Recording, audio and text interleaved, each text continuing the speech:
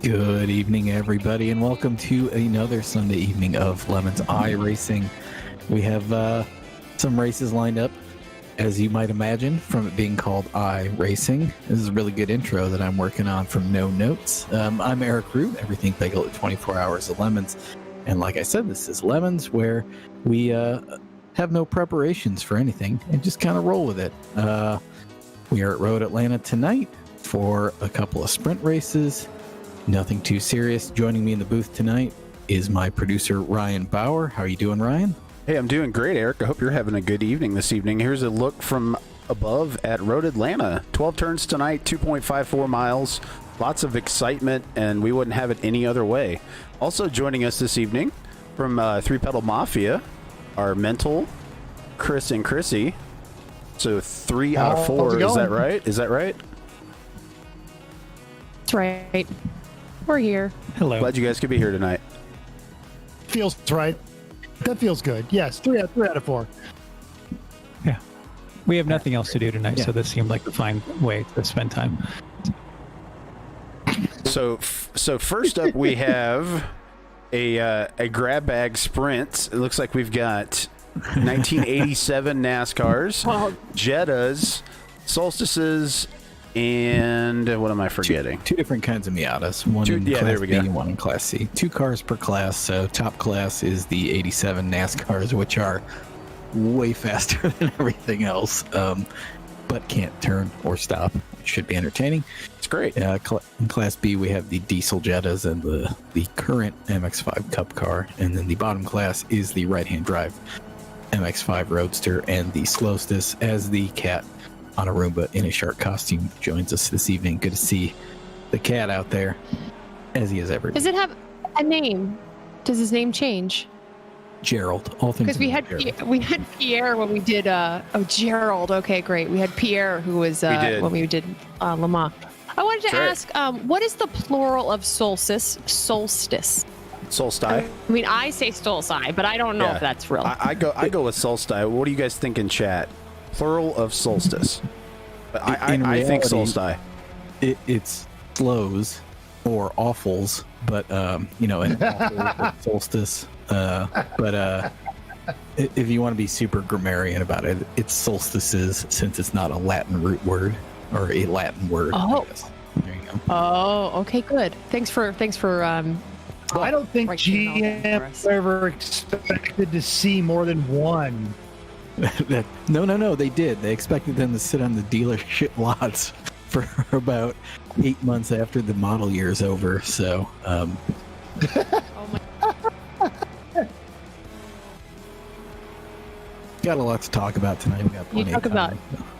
We'll get into the when you Lemon talk about rally. solstices. Oh yeah, I can't wait to hear about that. But solstices, when you say about seeing multiple of them, makes me think of how much you can't see when you're driving a solstice. You cannot see out of this car at all. Kind of terrifying, actually.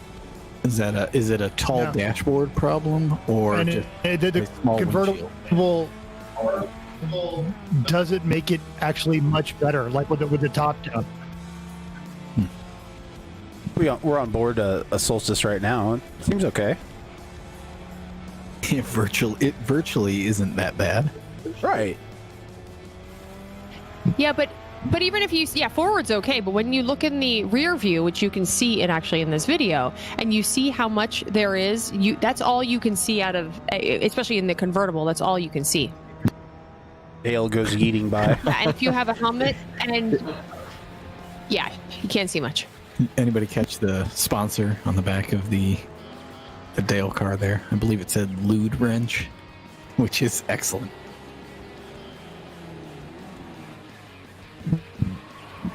We'll have to get it. We'll have to. I like the. It looks cycle like through the. field. Yeah, there it is. Excellent. It looks like the attendees are actually social distancing. Is that a new thing on iRacing? Not that I'm aware of, but that's great. That's proper. Yeah. Proper. Oh, you're right. They are. So Blake Traster on Facebook says that he got halfway through his second Lemons iRacing broadcast before he realized that we weren't actually Meat Space Racing. Hey, That's cool. awesome. And I appreciate you admitting that, Blake. That takes a lot of courage That in front of our hundreds of viewers.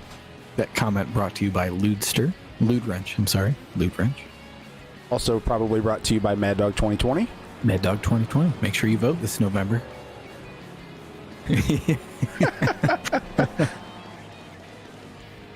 Most excellent. Yep. That's what we like to see. We'll have to take some looks at the liveries this evening. Yeah, let's check these. Anton's eating it for Bill tonight. That's right. Ooh, nice. Carl's Jr. What is that? Aquatine Hunger Force. Oh yeah, he put it on a Yeah. he put it on a Monte Carlo. Well done, Nate. Very well done. Oh, here Yeah, we go. that's This a one. real This is the true- one I've been waiting to see. So Matt Sitko's Dale Earnhardt. So he's got. We're familiar with the Dale Earnhardt storming the beaches of Normandy, but are you familiar with Jesus Dale Earnhardt?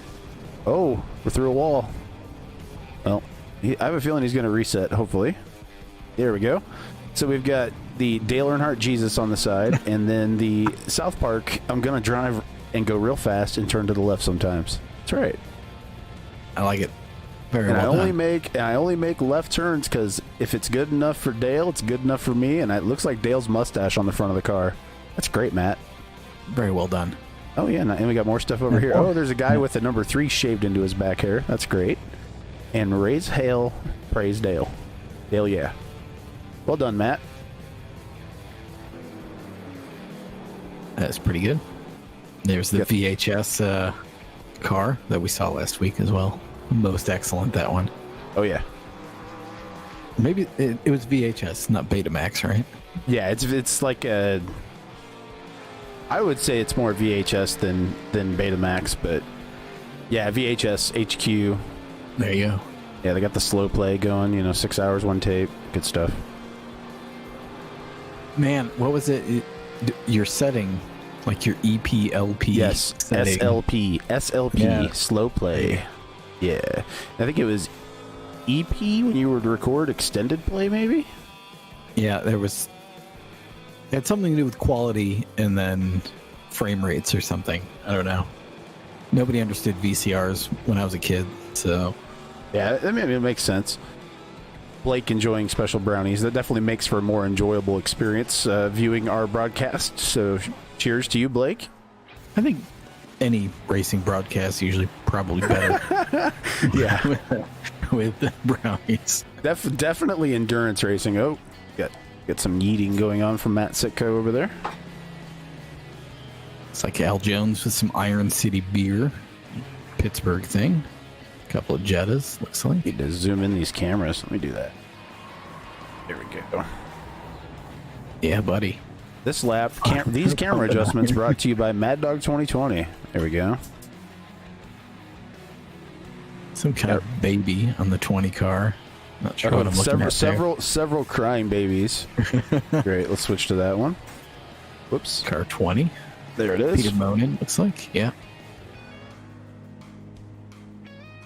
Never lift. That's right. Phoenix Fox pointing out in the Jetta, you never ever lift. No. Matt Sitko goes dailing by. Doing Dale things. Dailing on by. That's right.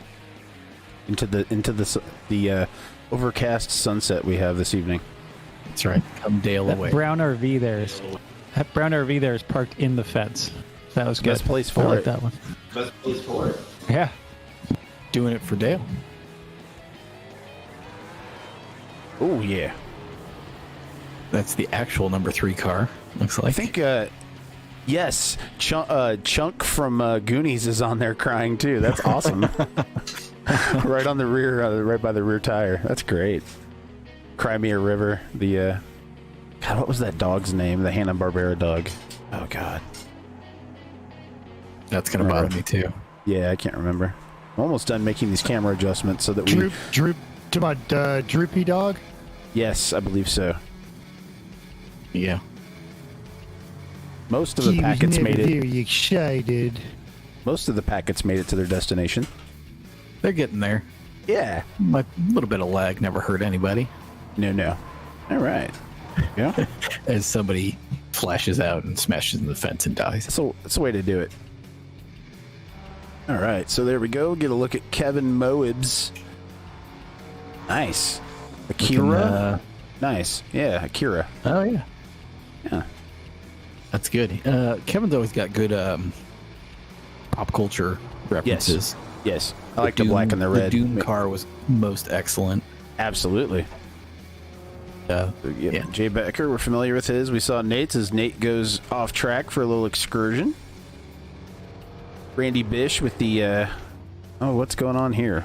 Lots of hair. I believe that is a mullet. I believe that is the Monte Carlo mullet. Yes, it is. Yes, that's correct. The Count of Monte Carlo. That's great. Oh, look, we talked about Anton is dailing for Bill tonight, and then William Niemeyer and the Lude Wrench. Nice. Plenty of good stuff there. Yeah.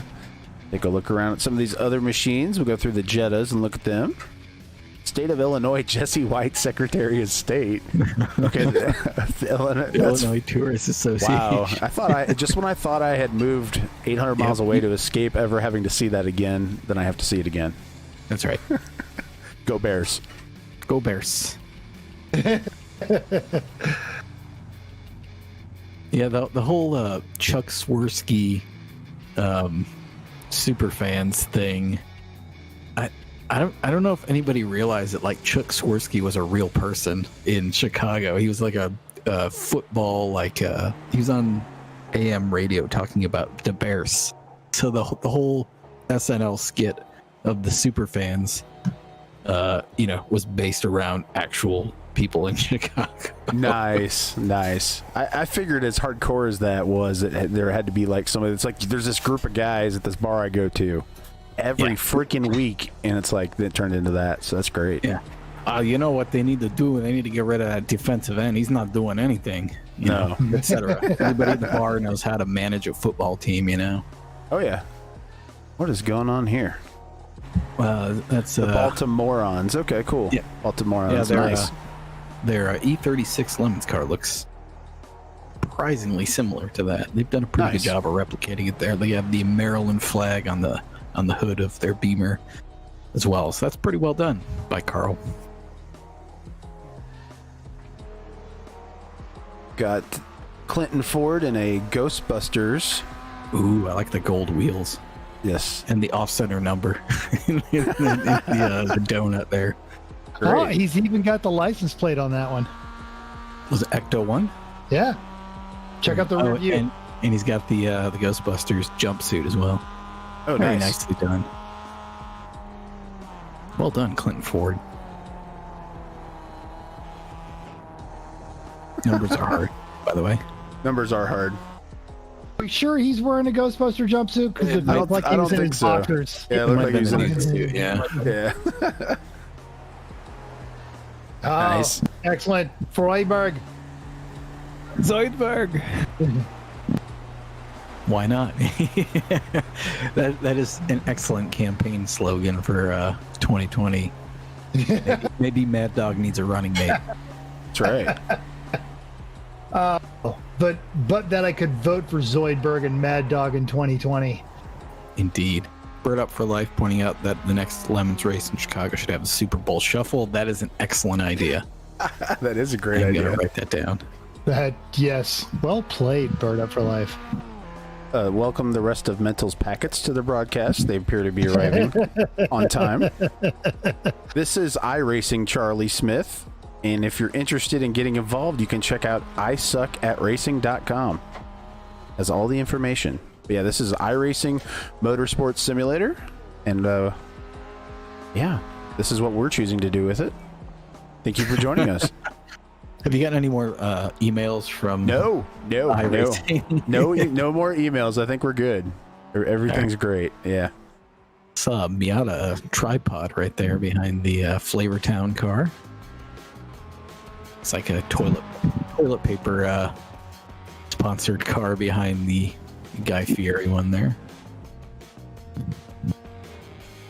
Good looking Hot Wheels car as well. Ooh, Teletubbies. Why hasn't anyone taken up?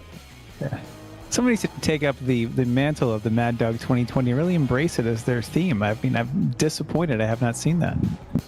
We did have it on a car back in season 2, I think.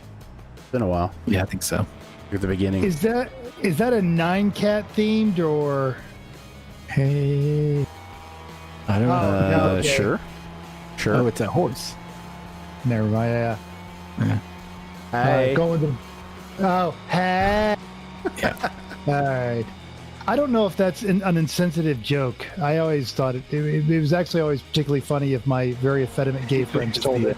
I was thinking, I thought you were worried about offending a horse. That's what I thought where you were going with that. Oh, screw horses. They can all go back to where they come from. No, usually the horse is That's in the Bible. totally different thing. We're gonna need to look at the RV parked in the fence on the back straight at some point as well. Yeah, we can do that. That's going to be this race's Mustang gate, I think. Apparently, someone had too much fun trying to park their RV. We can find it here. Hit a little close to home there, Ryan. Just saying. I was about to say that's a Summit Point move, as I understand it.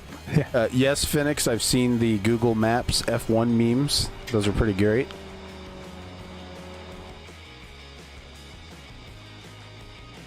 Let's see here.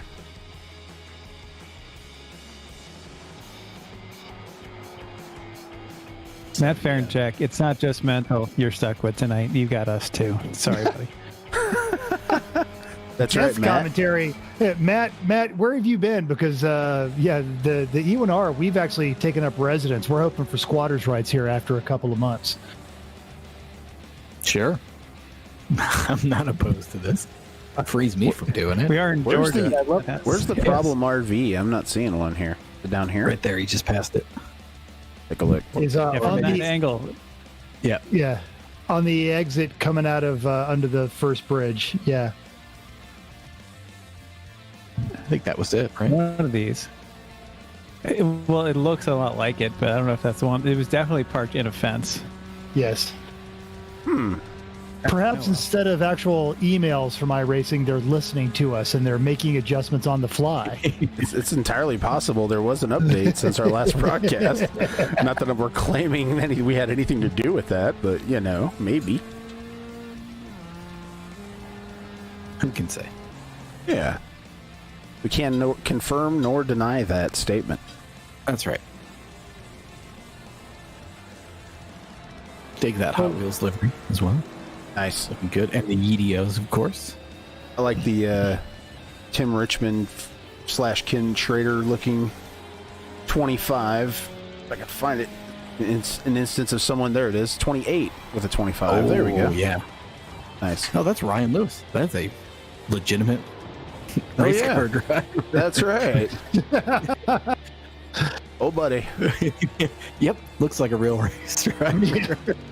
Let's go on board with the left front and see if we can get some altitude on this left front. Not in these two turns, but if we stay with it until it comes into 10A and B, absolutely. Yeah. There you go. Ryan Lewis is a professional sports car racer who Nice. has decided apparently to slum it with us on a Sunday evening. Welcome, Ryan. Always glad to have pro racers and lemons. They seem to enjoy themselves. Here we go. Looking for the tripod. Yes, hopefully. That was a little error right there, I think. That's right, Sean Westerman calling back to the first Lemons iRacing night with Folgers compared to Great Value. That's right. That is a total throwback right there. Yeah.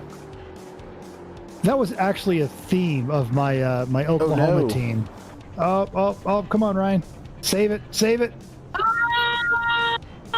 That's real racing right there. Gather it up, like, bro. No F's in the chat. Well done, Ryan. None. Yeah.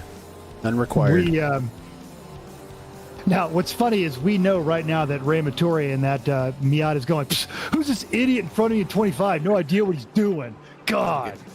Good three-wheeling through the S's there. There it is. Yeah, buddy. That's how you do Need it some right Howard there. Dean on that. You ask, you shall receive.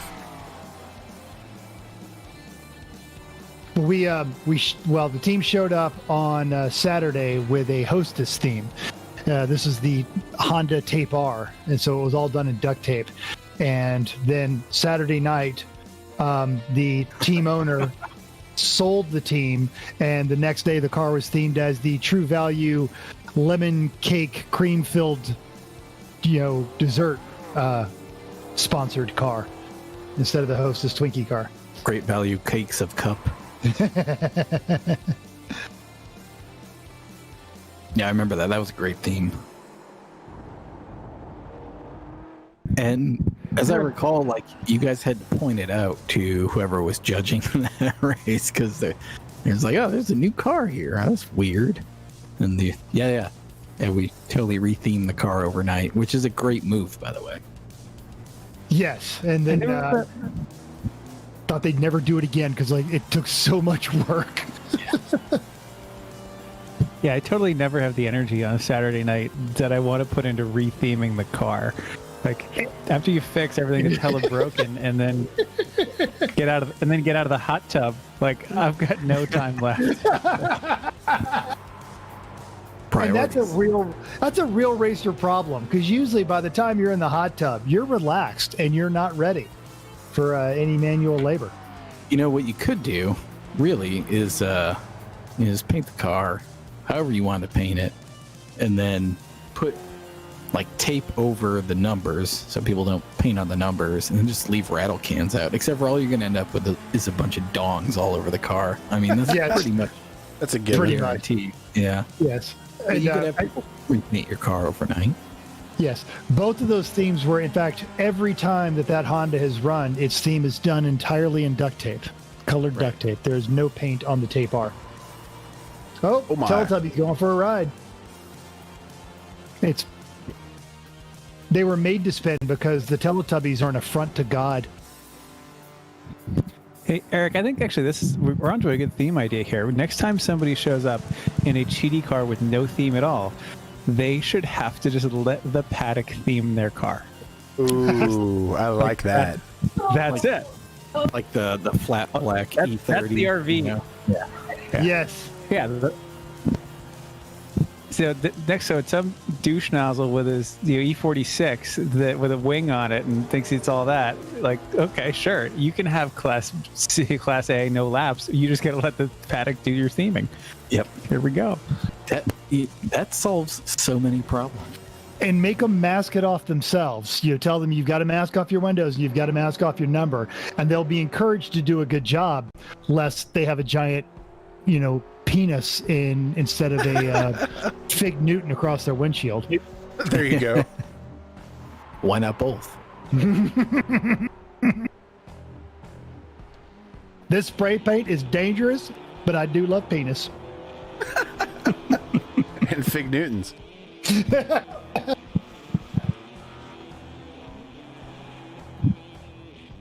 About a minute left in warm-up, and then we'll have a 24-minute sprint race. We've got 29 cars out here practicing right now, warming up.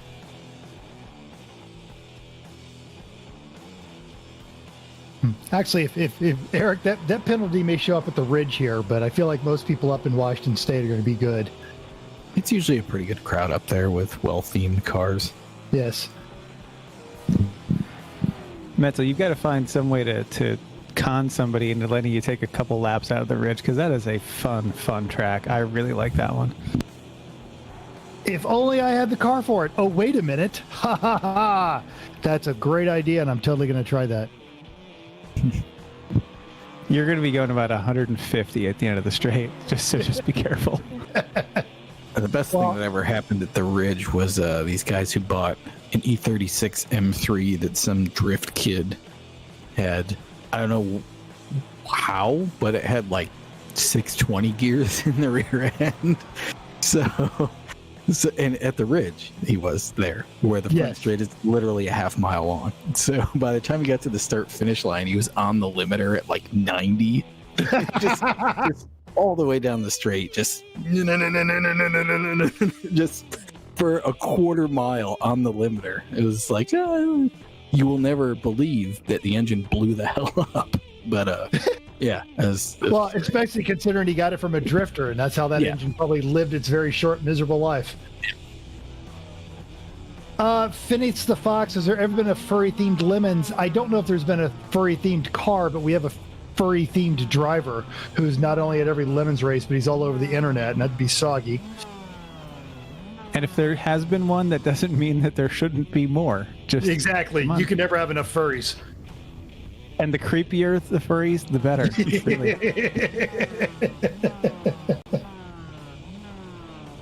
There's some amount of self-evidence in that statement, but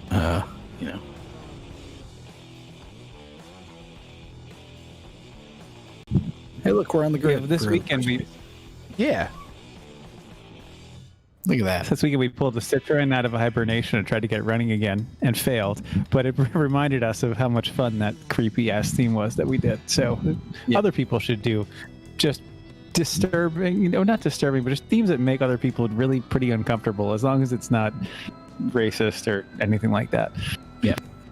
No, icky. Icky is good. Racist and full of hate is bad. Yeah, agree with that. The more you can make somebody feel like, I don't even know, like if they were in Wisconsin, if like their mom would be crying about it. I think that's really what you're going for. Yes. So, hey, Blake, you absolutely do want to do this. If we weren't commentating, we would be doing this. This is a lot of fun. We've actually even got a real racer.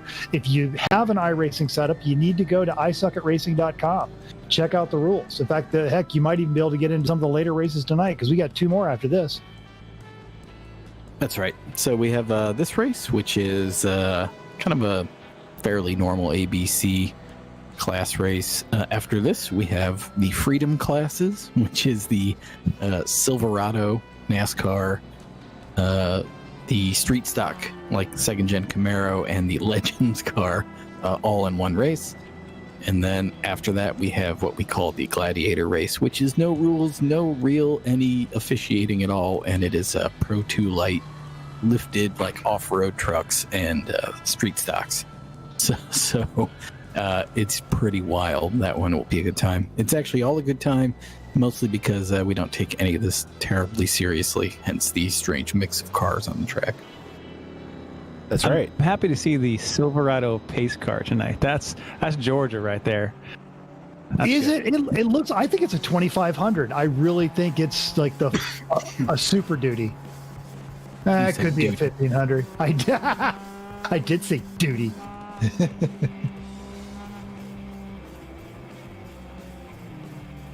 So who's up front trying to put heat into their simulated 180 treadwear tires like a goofball? Looks like David. Actually, it's Jim McGuire, I think. Just stop. Can you bring him in for a black flag? David Bryan's supposed to be on pole, so they're out of order. But All right, so yeah, James McGuire cheated and got all the heat in his tires. Good on you. The green flag is out. yeah, he was way out ahead of it. Corvette magazine, also. Always Corvette magazine. Oh, already we've got tangles. Already, first lap. Yep. Not even. I don't even think they were past the line. F's in the chat. yeah, they wrecked. They wrecked coming to the. They wrecked in 10B. Yeah, that's. Yep. Oh, yeah. That's the Forza line right there. That is the Forza line. There we go. Yeah, right at the. Oh yeah. Look. Never left. Were you reaching for your beer, Carl, and just forgot that you were coming into a corner? What the hell? I think so. Oh man. F's in It chat would for not be the Carl. first F in the chat for somebody who crashed because they were dealing with a beverage at hand. That's right. Grumpy Pirate with the fancy F in Twitch chat. Nice. Oh, very nice. Someone did just disappear from chat. Oh, see, there's the RV in the fence. Through the fence. Oh, through the secondary fence. Okay, yeah, Yes. gotcha. And the RV occupant, in theory, may also be standing in the fence. That was I couldn't quite get a good look at it. We'll catch that.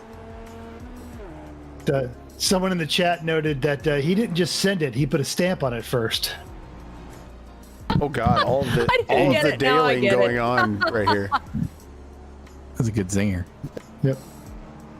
So Ryan, like lap 1, is already threatening for the lead, and we got more action in turn B again, 10B rather. Couple of Jettas getting collected by Miata, it looks like.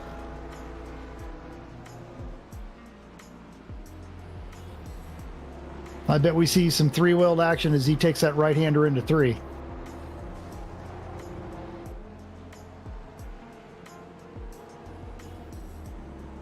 Yep, there it is. Hell yeah, brother. That's right. Ryan Lewis, it lives in Atlanta, so this is his home track. Nice. Space. Very nice. They have the Walter Mitty there every year, and I know it's finger quote real racing, but it's actually great because they'll have some of these older NASCAR stockers that folks will bring out and set loose on that track, and it is just like watching Roadhouse with Chuck Norris. It's great. Just America.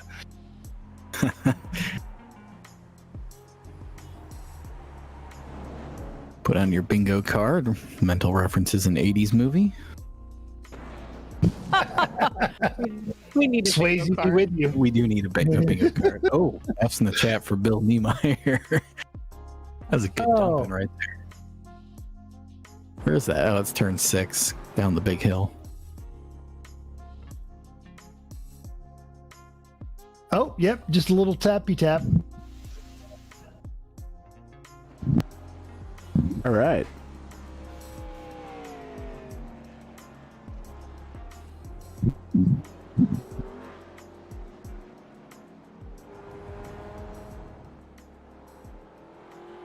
But those 87s, they can take a hit and just keep on Oh running. yeah, absolutely. Absolutely.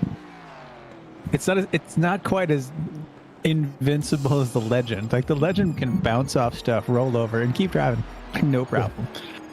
The Legend is made of Nerf. The 87s, you could fix these with duct tape. Well, because they're all just a C10 truck. That's all it is.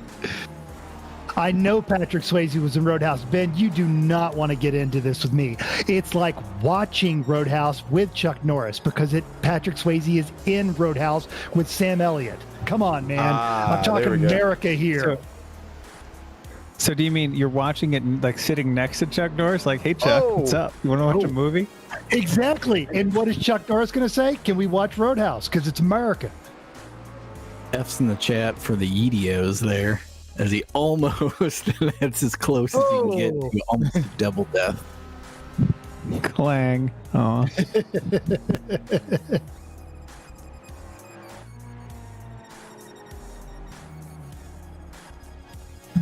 Oh, and he's going to go ahead and make it all the way around rather than wait on that toe. That awesome. That is Towing an takes too impressive long.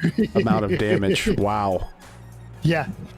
Next thing in iRacing doesn't oil down the track when someone does something stupid like this. That would make Fair. things more interesting, though. Can we Look at see the if the smoke crumpled screen. hood, if the crumpled hood made his visibility any better? Because my bet is no. I love the smoke trail in the rear view. That's the best part. Yes. Highly unrealistic, that rear view, as Chrissy was alluding to earlier. It's too It was much bad enough we visibility. put 2 cameras in ours. Yeah. Yeah. Oh wow.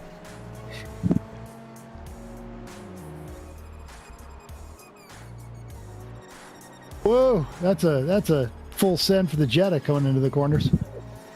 That was enthusiastic. And optimistic. Yes, optimistic. And Yeah. optimistic, yeah, that's a much more accurate phrase, I think. So Becker just throwing down. Anton doing some agricultural racing. Nice recovery. Yes. Oh. Is he going to get the Fs? He's not going to get the Fs. Nice job.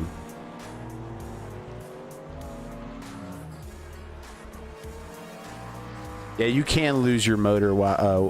Wirecat Wild Sand. You can lose your motor and then have to take a tow. Yes.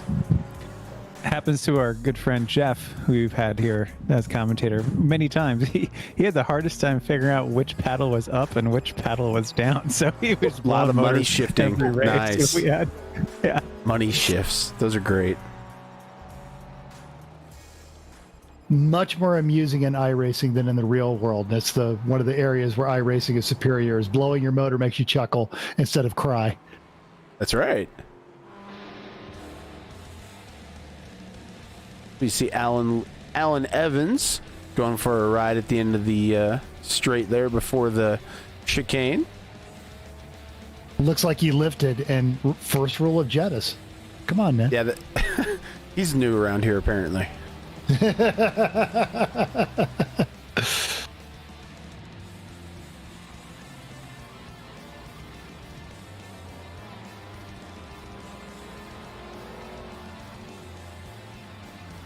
Sorry for stepping away there. I'm just finishing up some Lemons Rally stuff, and I'll be able to tell you guys more about that in a few minutes. Nice. I am fascinated to know if that hot tub Lincoln Continental finished the race.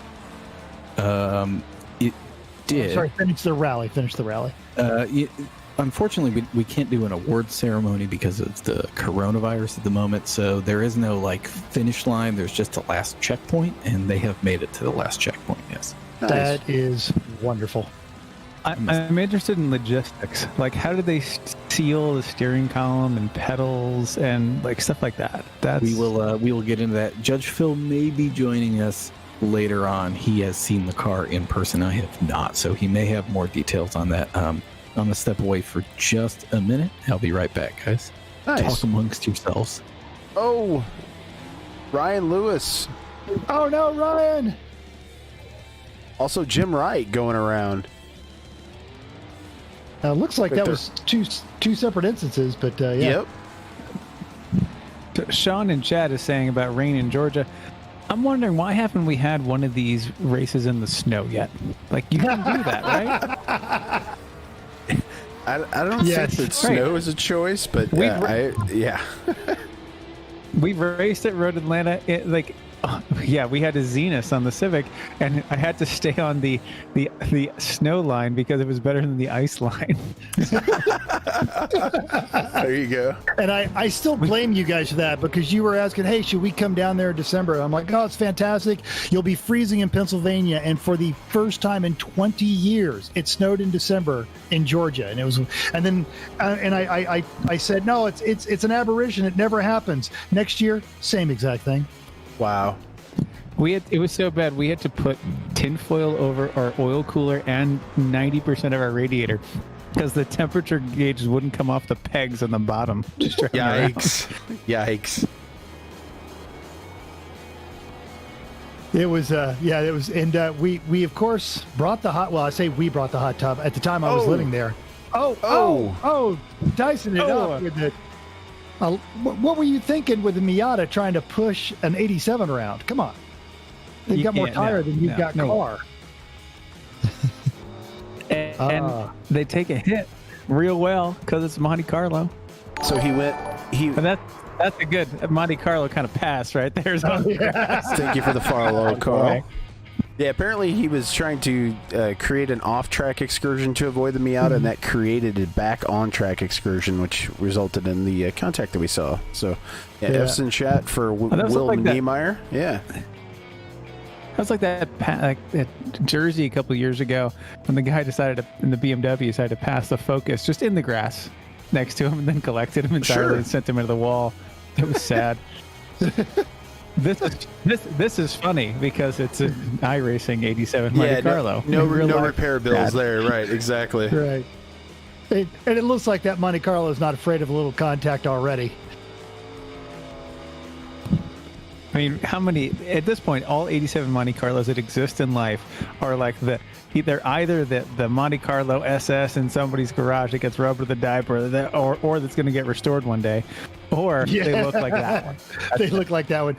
So we're being told we should bring Mr. Regular on the commentary, us cowards. I assure you, we're not afraid of Mr. Regular. He's just got better things to do.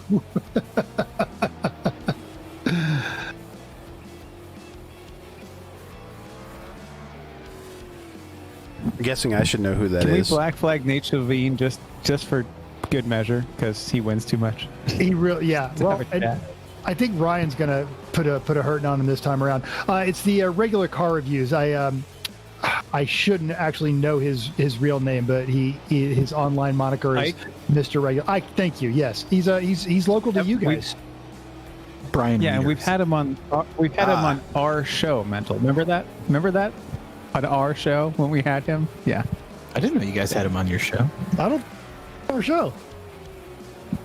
Pretty sure we did. Not Ike. Ike is a different guy. Whatever.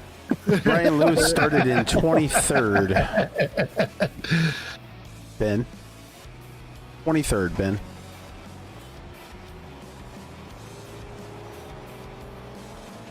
So Nate's leading, Matt Sicko running second. And then back about 13 seconds from there, Ryan Lewis is in third. Right behind him, Kevin Moebs in fourth. Randy Bish rocking the top five. That's right. Way to go, Randy. Jay Becker in sixth. Anton in 7th. Wow. Peter Moden, the first place Class B vehicle currently. And right behind him, the first place Class C vehicle for Greg Schnittinger. Very nice. Right behind Greg is Chris Wolfson, the second place Class B car. Behind them is Nick Sharp, who's third in Class B. Behind them, we'll find the first of the Solstices, David Bryan, in the second position in Class C. Behind them, we'll have the number 403 of Alan Evans. He is in the Jetta, getting passed by the 87, coming here into the right-hander. He's right behind Matt Sitko.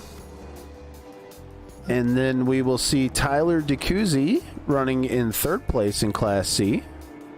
Behind him is Raymond Muratori, also in a Miata. A right-hand drive Miata, running in fourth position in Class C. And then behind them is Nick DeCusi in fifth place in Class C. We have a total of 29 cars, 27 of which are on track. And we have 9 minutes and 40 seconds left. Nate Schlavine continues to lead, has a 2-second advantage over Matt Sitko. Yes, we know that Mr. Regulars participated. So has the Roadkill crew. They've all participated. And if you haven't done a Lemons Rally Load 1, you're missing out. And we're going to talk about that as soon as Eric wraps it up. Lemons Rallies are cheaper and probably as much fun as a Lemons race. Matt, so that was a nicely timed segue and plug. Well done.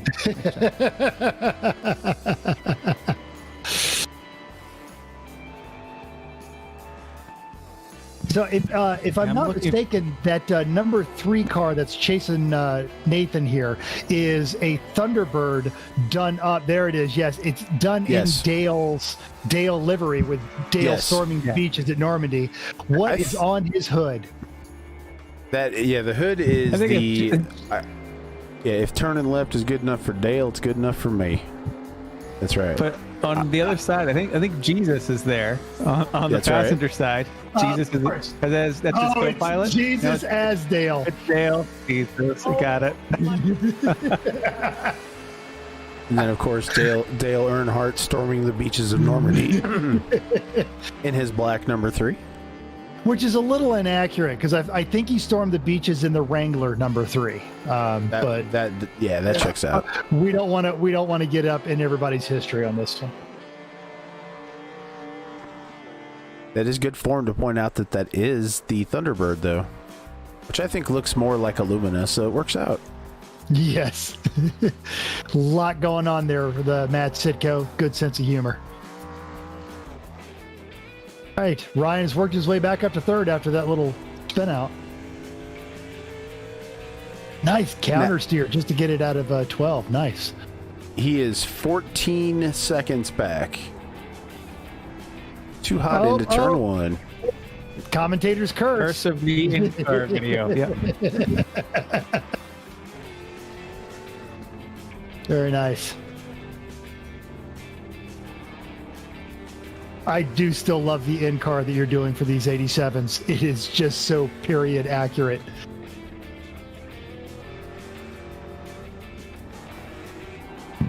Okay, we go on board with Matt, who's trying to chase down Nate. Wow, Matt is getting sideways. Nope. Trying to put the power down. Apparently his back tires are getting a little worn at this point. Just a little bit. Oh. Yeah, we're not reading all of that. Nope. Sorry.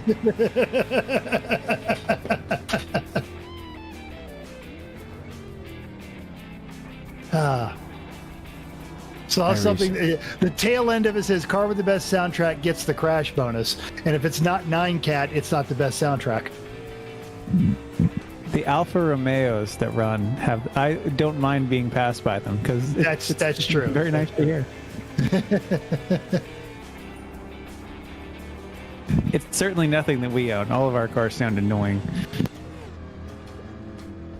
I did notice that when you were attempting to put the French car away with Gojira, is it just sounded so much like a regular Civic. And we have 2 mufflers on the damn thing to keep it under sound too.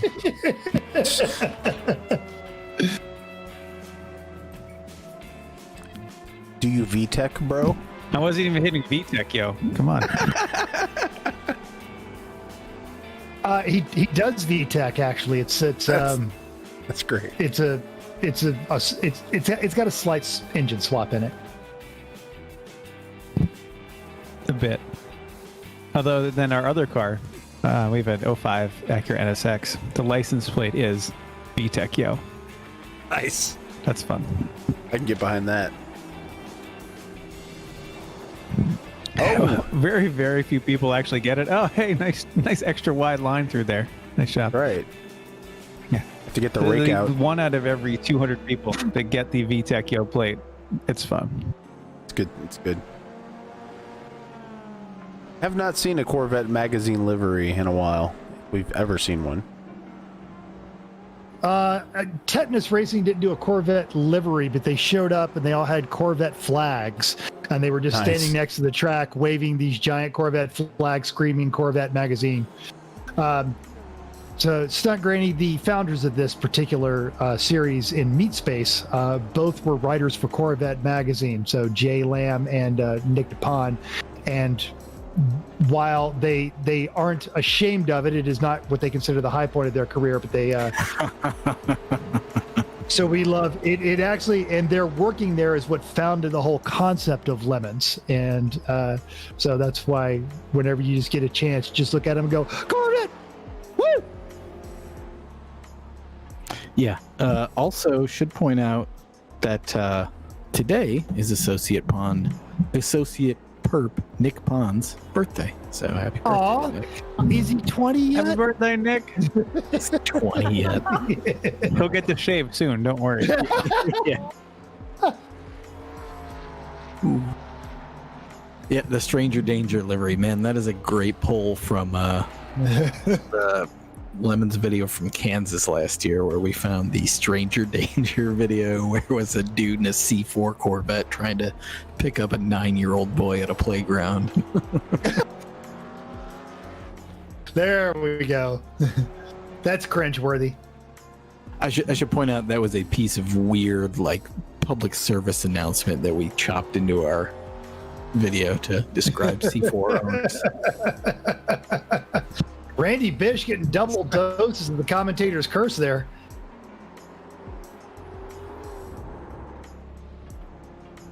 I think we need more PSA themed cars too. Yeah, Whatever the no, PSA is, it's worth it. I agree with that. Oh, somebody blowed up good. Like real good. Or it's just No, that's normal.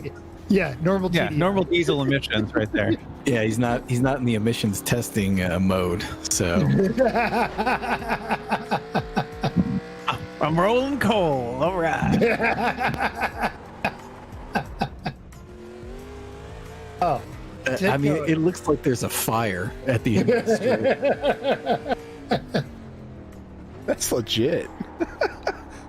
It's the beach scene from Apocalypse Now is what that is. Yeah. Great. After he passes him, we can go to the next car and we'll relive it all over again. I love that smell. You know, that gasoline smell. Am I the only one that wants to reach up and scratch that bug off of Sitco's windshield? Yeah, a little bit. Oh, wow, yeah. No, Kevin's got them all over. And now I'm twitching a little. If you're mental, I'm sure you probably tried running the street stock in dirt tracks, and it just covers the windshield pretty soon. Like Nicholas it's all A, over the windshield. that was a Jetta diesel. These are the Jetta TDIs that you see out here. Taking them to Gapplebee's. Kevin's car is a little bent up, but he's on it. All right, the smoke now, screen is Ben, finally passed. That is a great throwback. The Spy Hunter theme in iRacing. Well, that's a deep '80s reach back. Well done.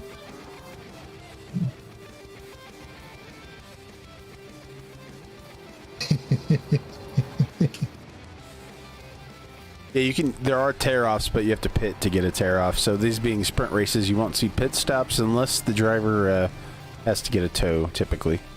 Yes. And yeah, unless they've blowed up good. Right, which does happen, as we've seen. Yeah, Yeah. absolutely. Well, Nate Schlavine has a 9-second lead. Oh wow, that's impressive. How's Ryan doing back there? Ryan's in 4th, and he is about a Oh. second behind Kevin. So There you go. yeah. There's Kevin right in front of him. Blake Traster in the comments talking about having a diesel Jetta that ran away on the or a rabbit, diesel rabbit that ran away, which is fantastic. I love videos of passenger diesel cars running away, which is simultaneously terrifying and hilarious. Is that like when they like go wide open because they can scavenge fuel? Is that what's happening there? Yeah. So Okay, gotcha. The only way Yeah. to stop Ooh. that is to stop. It's the a airplane. tougher battle for 4th right here. It Look at is. this. Nate Yeah. Schlavine takes the white flag. These drivers are now coming around to take the white flag. Happy birthday, Nick. I can't remember your last name, but happy birthday. Nick Pond. Pond. Nick Pine. Nick Pond. Happy birthday, Nick. Now it's very important to note that in fact he didn't hit you and he didn't bump you. He rubbed you, son, and rubbing is racing. Right. It's also highly arousing, but That's beside the point. You That's gonna just a eat some perk. ice cream now?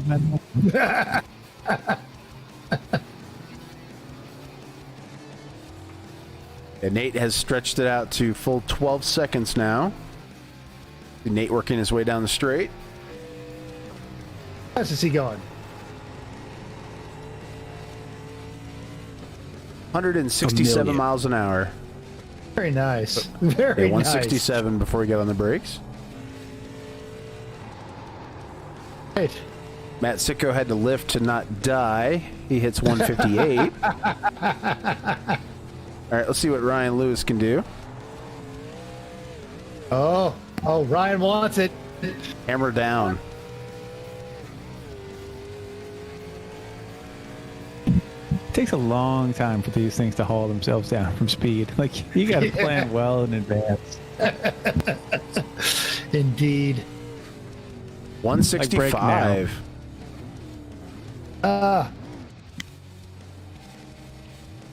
And it actually turned in. How about that? Looks like Nate Schlavine, your winner. Believe he has crossed Yep. the finish line. Yeah, in the S's. Oh, Apps in the chat for the Miata driver there. I think Yeah. that was Jim McGuire. You're just so intimidated by Nate coming up behind him that you're just going to crash. Yeah. hey, there's Dale leading the charge.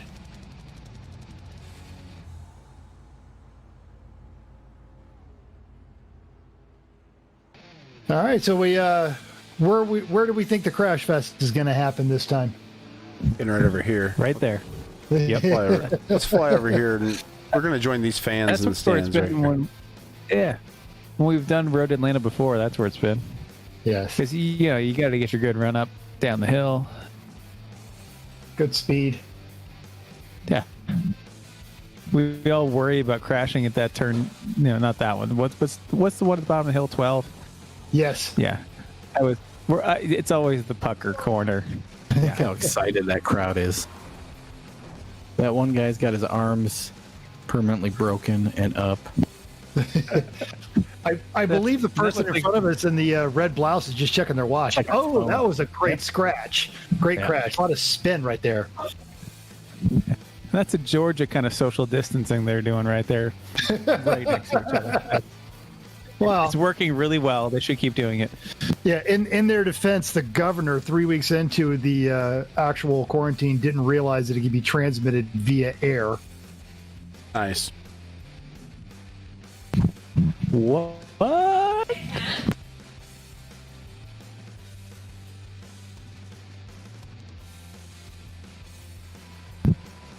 All right.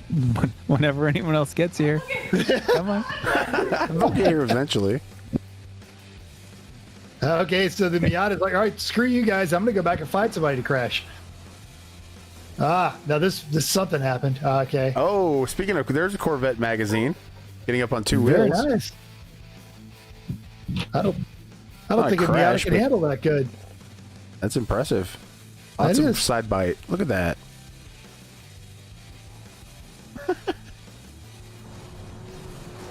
Oh yeah. So for those that are staying with us as we start to endure the crash, oh, see, turn. It looks like they Oh, that's good. Yeah. they're doing it in Down 10 here. A and B. Okay. Oh, this is going to be glorious. Full speed ramp. I think he's going for a double tap. He's going to get. They're just preparing for later on. He with missed the with Jetta. these 3 shocks on the Pro 2s. Yeah. Exactly. Straight for the Dale Thunderbird. And he offset it like a real pro stunt driver, too. That's Joey Chitwood right there. That's exactly what that is. All right.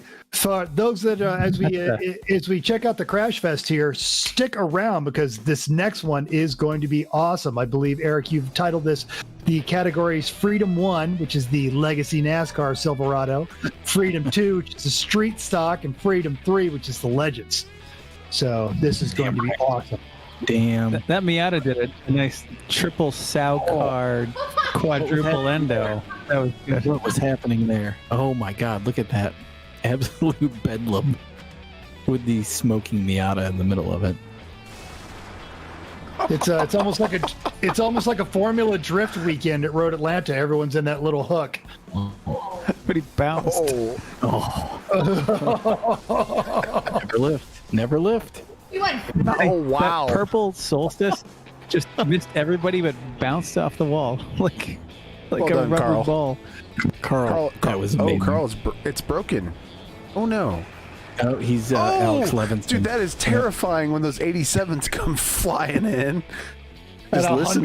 170. 70, yeah, 180. Oh. Going for the twofer, but he missed the horse car. But it's still rolling after straight on impact at 100. And That's General Motors quality right there. 80s General Motors quality. Oh man. Go back to that. What happens when you click the wrong button? This is what happens, Larry. That's right. so a couple of people decided they're going to turn around and leave pit lane and head back up to the Crash Fest.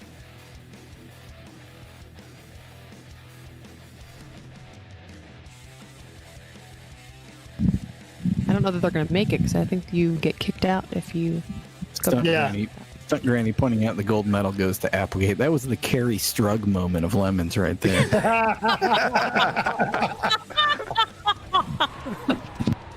What the hell? That's great. She's seen no movies, but she gets the obscure gymnast reference. That's right. Oh, Yes. come on. I was a girl when, and yeah, I lived for gymnastics. I watched every second of it.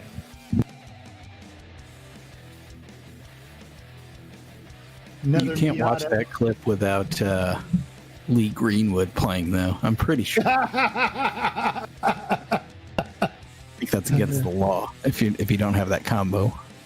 I am one of, I think, 4 people in the Air Force that absolutely cannot stand that song. They play it at every basic training graduation. Well, how about that? Yeah. All right. Well Have done we- to our winners, and well done to everybody else for participating, and well done to the RV guy who parked in the fence. I wonder if he'll do it again this next race. If he's got the weekend pass, or if he's gonna have to move it. Oh, He's set up. His levelers are down. His porch is out. He's not going anywhere. He's already in the folding chair with the beer. No, I ain't moving. No.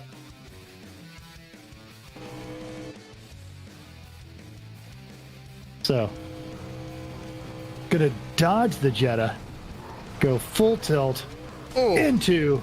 Damn. That's very rough. nice. That is rough. All right. Nate Schlavine bringing home the victory. Matt Sicko in second. Kevin Mobes in third. Jay Becker in fourth. Ryan Lewis bringing her home in fifth. Randy Bish in sixth tonight. Peter Monin, Chris Wolfson, William Niemeyer as they continue to crash in the background, and Greg Schneidinger. Wow. What? Wow. Yeah, there's your... that was incredible. Oh. Yep. What on earth? Good aim. That's pretty awesome. I think that's the. I think that was the Solstice that just came charging through and missed everybody and went straight into the wall. That's right. That was incredible. We slide into the next session. Yes. Yeet holes. There's a. I feel like that's a theme. That's a potential theme there, like the Rick and Morty eye holes. I like that.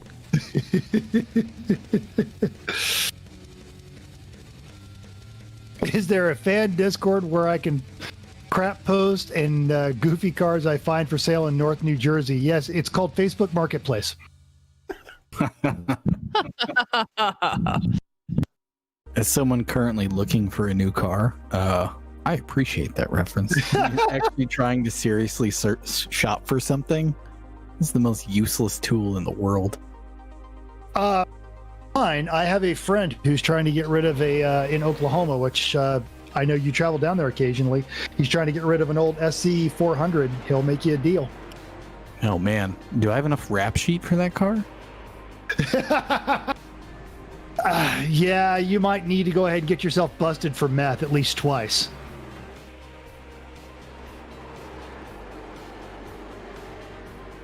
DM me offline about that. Sure. Actually, I can do that. I need some Nice. street cred. That's what I Actually. need. Yeah, I need some street cred. depends on what level of methy interior it has. Actually, it belongs to a Lexus technician, so probably almost no, but it does need, it apparently likes to eat window regulators. Yeah, I can live with that. As long as it has air conditioning, yeah, you don't need to put the windows up or down. Yeah. I have lived with the Focus had a broken window regulator for like a year before I got around to fixing it, which is really great at like, airport parking. You go to, you're the dude who's swinging the door and you're like, yeah, sorry, just take the card. I've You're like, had that- you could open the window. Yeah, I could I if know I I can't. could. I can't actually do that. But, I can't. yeah. I've had that same problem trying to drive through a gate and show them your ID card. They hate that. Because, boy, I'm here for security. Oh, here's a guy opening the door. You're like, all right, well, I'm immediately putting myself in danger by being the guy who's driving up and opening his door. Yeah. Of course, they look at the guy in a flight suit and they're like, oh, God, this dumbass doesn't even know how to roll down his window. Aren't you supposed to have a Corvette if you're rolling in a flight? Isn't that how that works? Yeah, Do only if pilots you're still drive Corvettes? Is that only if you're a fighter pilot. Most of the when I was a young lieutenant captain, the parking lot looked like a BMW certified pre-owned lot because that was what the choice. Well, you have to drive the ultimate driving machine if you're piloting the ultimate flying machine. So,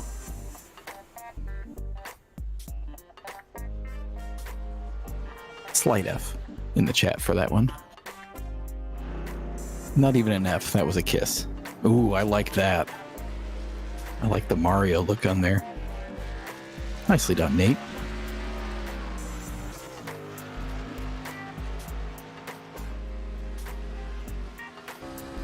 Good old Silverado there. I like the Senna helmet. Oh yeah. Hey, Oh look at that. wow, very nice. It's very NASCAR. I like the legend passing him back into the bus stop there. That was nice. I don't have to slow down. Watch this. I feel like physics isn't going to favor the Legends car long term here. Oh, oh. Oh, that's a fight right there. Yeah. little known thing that if you've never raced at Atlanta, very rarely do people hit that outside wall, but almost always hit the inside wall because they're trying not to hit the outside wall. McDowell's, home of the Big Mick. Is that like a GTA reference? That seems like it would be a thing in GTA. Is it, or is that Coming to America? No, that was the Scottish Coming to America. I'm trying to. Apparently that was it. Now I've got to consult the Google. No, that was totally Coming to America. It was McDowell's with the big Mick. Okay, excellent. Yeah. When you think of garbage, think of Akeem.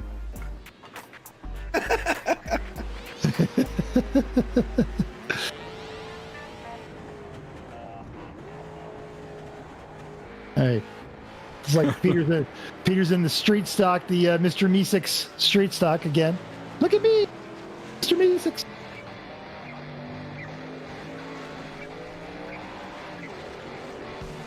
There's a lot of freedom out there right now. A lot of freedom. There is. There's not a lot of 91 octane left though, because all of these things are sucking it down at the 8 gallons an hour. 91 octane? Really? Come on. Race Yeah, the boat gas. took 8 gallons an hour. This is taking a lot more than that. Yeah, you're right. What was the oh gosh, it was it the Mercedes that the guys are running? You were telling me they burned something like almost 12 gallons an hour. Which Mercedes? It's totally believable. Oh, it was, I want to say it was something that the Knox Vegas lowballers were running. What, just a big 450 SL or something. Bob Simpson's car, yeah. Sputter is what it's called. It's a 560. Yes. He was running a bit rich, and when I say a bit, I mean he put side pipes on it because why wouldn't you? And it was Of course. like the tips were turned down, and just sitting there idling, he burned the pavement. He's so rich. Ooh, shake weight and ShamWow on there, by the way. Exactly. You're gonna love his nuts. Mental, your car, your Mercedes, I used to burn a quarter tank of gas at a 20-minute session anytime I took it on track. That's about 5 gallons every 20 minutes. I did dance with that a little bit when I was making my before the lockdown, when I made the run to Willow Springs and trimmed damn near an hour off the suggested time, and I'm like, wow, a lot of gas. Yeah. Didn't care. Yeah, Mercedes V8s, turns out, they burn a lot of gas. They do, but they burn it so well. As long as you don't need all the electronics to work, totally cool. And I get a lot of hate on the Mercedes, but this is my second Mercedes V8, my fourth Mercedes, and all of them have been stone cold reliable. Very nice. I like the Bill Niemeyer's got some kind of awesomeness happening on the 14 car there. Looks like the woodcut of the tsunami on the side of it. You know, the famous Japanese woodcut. Just excellent. Oh, yes. Oh, yeah. Okay. Yeah. There's a whole lot going on here. It looks like when you go to Chinatown and there's buy the vaguely Asian things. That's what that car looks like. Yeah. It's still he's got a Captain America star on that tailgate. Yeah, why not? Yeah, that's really good.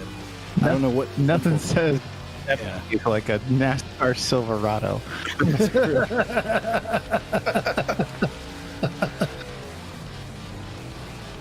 It's the weirdest. If it was a Dodge Bot, that would be okay. But somehow there's no Dodge van in iRacing. What the hell? Seriously. It's unfortunate. One thing that's very much lacking is a Dodge van. Mm-hmm.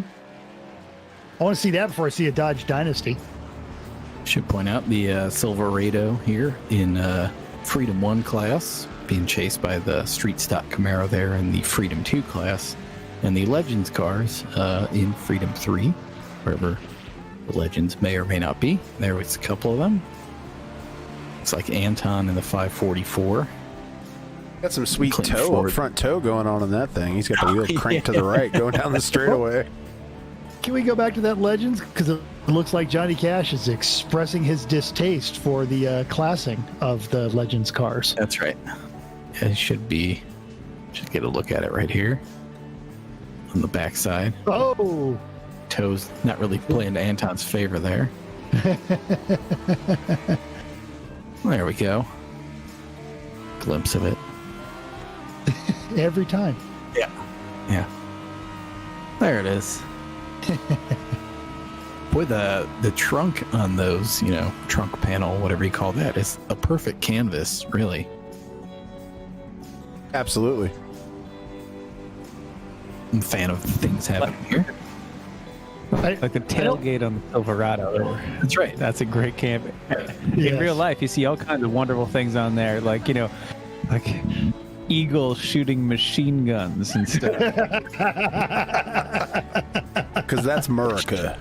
Hell yeah. Hell yeah, brother. Peter Monin. Oh, Anton. Anton. And Oh, almost yeah. saved. Yeah. Anton having a hard time keeping the rear end planted on that one. That's like his second or third spin out we've seen. I feel like the toe might be related Yeah, to that. Yeah. Well, yeah, it almost looks like he's got an oval track set up on it, actually. Yeah. He probably just, whatever. I can just drive this, right? Yeah, I'm good. Kevin Mobe's got an Acura. Yep, he's got Acura on the street stock as well. You got it. Akira on everything. Good on you. Akira, all the things. To mental, apparently they missed the show that we had about how do you get one of these oval track cars to actually turn right. Absolutely. They should go back and listen to that episode because particularly the street stocks. I know Uncle Dave loves them, the street stocks. And I got the Legend to handle pretty damn well. And, it's a couple episodes ago. I think within the last month we did that. I don't remember. It's a Corona time. All the weeks blend together. What are still Yeah, it's the 44th of March right now. What a good time for me to start watching the TV show Dark. Has anybody else watched the show Dark? The entire point of the show is that time has no beginning or end. Clang. Oh, Epson Chef for Clinton Ford. That was a nice bounce. We mentioned that moments ago that the Legends cars just bounce. So They do. Oh, but we're being corrected now. So in the next race for the Pro Light 2, he's not going to have an Akira theme because he's got he's going to have to run over all the street stocks with his waifus. Waifus. Okay. There you go. Ooh, is that My Little Pony Legend also? Looks like very left. Let's get a look up at that one because that is that looks like a great theme. Like we're about to grid here. Uh-oh. Jay Becker. Okay, yeah, Jay Becker. All right, so somehow Anton is gridded up front. This will be hilarious because we know his car cannot turn right, and turn one at Road Atlanta is a right. I do like the bribe stencils on there, by the way. Oh yes. Ben Vaughn says, "Welcome to the 103rd day of March." Yeah, no kidding, Ben. You are not. I've kind of gone the opposite way. I am now deep into an '80s hole. I have dug up every bad '80s movie that I remember from my high school years, and I'm rewatching all of the Miami Vice. Just watched the episode with Danny Sullivan last night. So and then I found on Tubi. It was a show called Night Flight, and it was just this formless, generalized kind of music show that would be on late on Friday night. If you were stuck at home and you stayed up too late, and interviews with Mark Hamill about how he's only going to do 3 Star Wars movies and no more. Interesting. So you can, on your bingo card, you can check off Metal tells a story that goes nowhere.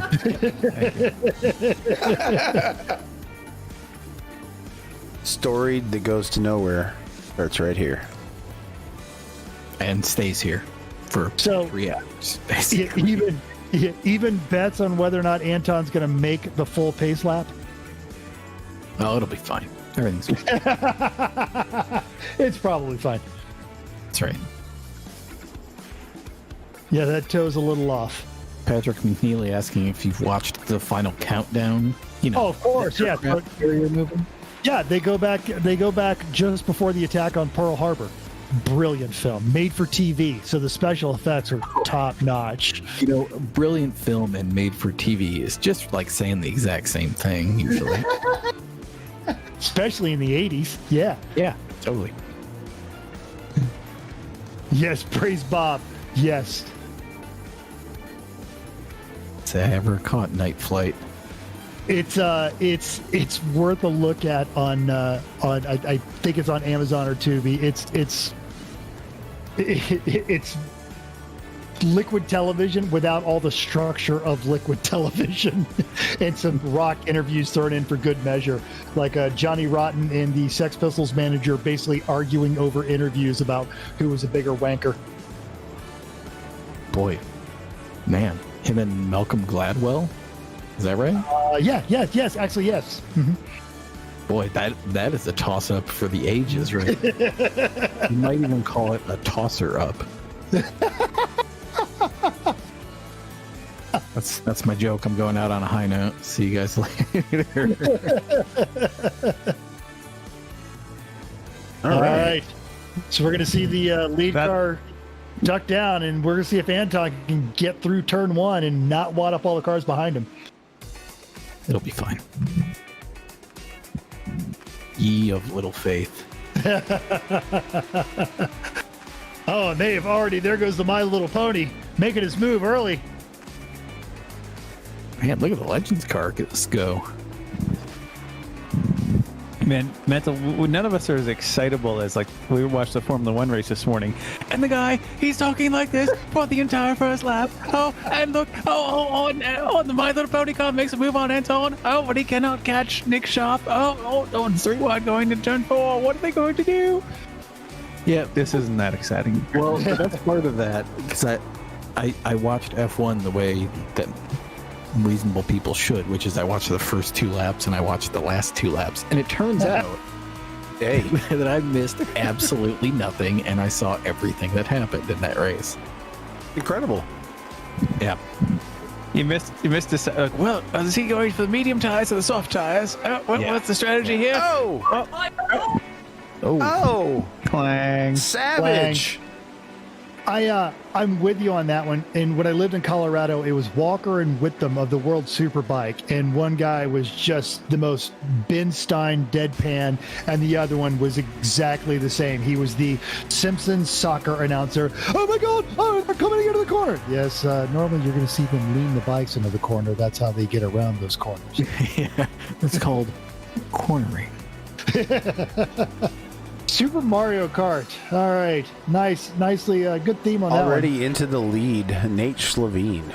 Yes. Yeah, it put Freedom 1 behind Freedom 3 and Freedom 2 at the back. So, I mean, I don't know what kind of ass clown set the session. But, probably the guy who's actually talking to you right now. So. Oh, but James McGuire's is wasted no time on bringing himself up front.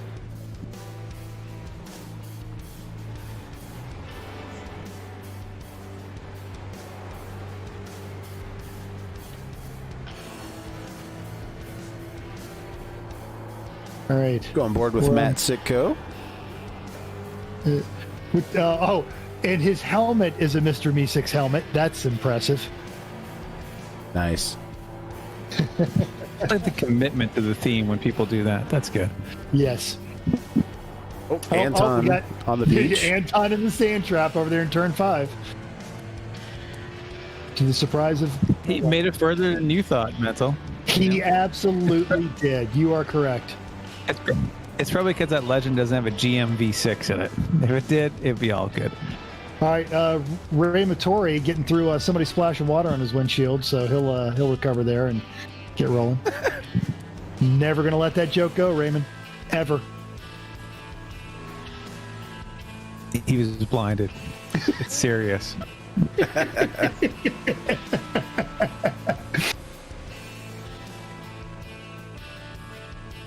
There's some toe-in issues with Clinton Ford's car there. Did he get tapped, or is that just a bad setup? That was the lap one contact with the leader, I think, that created that suspension damage that he has there. I don't think that tire is going to finish this race. It'll be interesting to see if he makes it there. Nice battle for the USA Freedom 2 class lead here between James McGuire and Matt Sitko. Nice.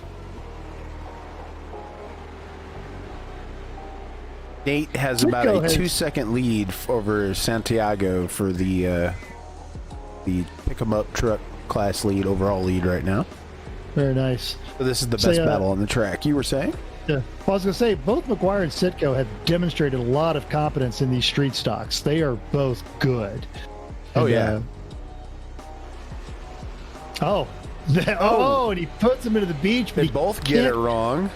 Yeah, they come back together. Can he make that pass stick through 6 and 7? That's going to be entertaining. So my theory on why Santiago is so fast in the Silverado is that it's basically the exact same thing as his tow vehicle, which is a B-bodied Roadmaster wagon. Yes, I'll buy same that. Technology, right? Yes. Yeah. And he's used to not having traction. He is completely comfortable with all of that. Yeah, something. I guess Nate had an off. Santiago leading now. Right. Both of them within the same second on the last lap as far as lap time goes. Yeah, Nate had a 136 compared to Santiago's 132. You see him now separated by just over 2 seconds. Well, now they're down into the 130, 131. Oh, yeah, they both run 131s. And he is reeling them in. This is going to be impressive.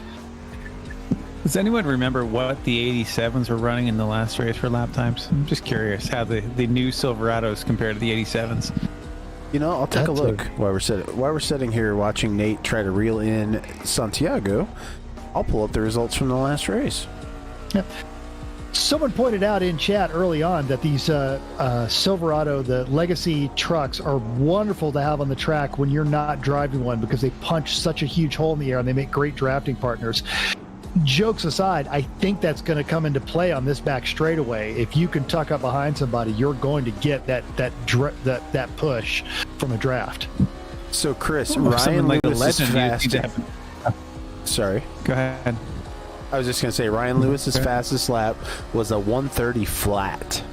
Oh, all right. So these trucks are right there at that same capability. Yeah, so Santiago's best lap is a 131 flat. Yeah, so within 1 second of the 87s. Great battle for great the lead to see here. we've come so far in our NASCAR truck things over the years. That's right. That's right. All that. Right. Yeah. Yeah. I think the brakes have gotten a little better on the Silverados. I sure as hell hope so. The Legends are going to have a great time behind these trucks if they can have adjusted their rear gears, because otherwise the Legends are going to run out of 5th gear or 6th gear pretty quick. Oh, Dyson. They're aerodynamic brick. Yeah. The Freedom 2 class, and no one on the screen right now afraid to start trading a little bit of paint. Well, it's all red, white, and blue, so it's all going to look the same, right? Leaders. Oh, Nate gets the worst of it. F's in chat for Nate. We'll see if his car can still maintain that kind of speed once he gets back early in there and he can run down Santiago again.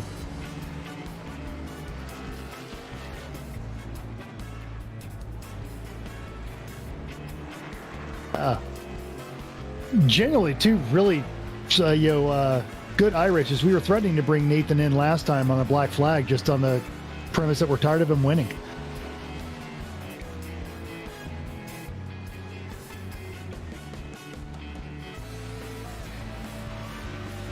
See if all of that, how much of the gap Greg Schnittinger can close in on the front two with all of their issues on that last lap. They're dicing it up, and he's got some clean track in front of him.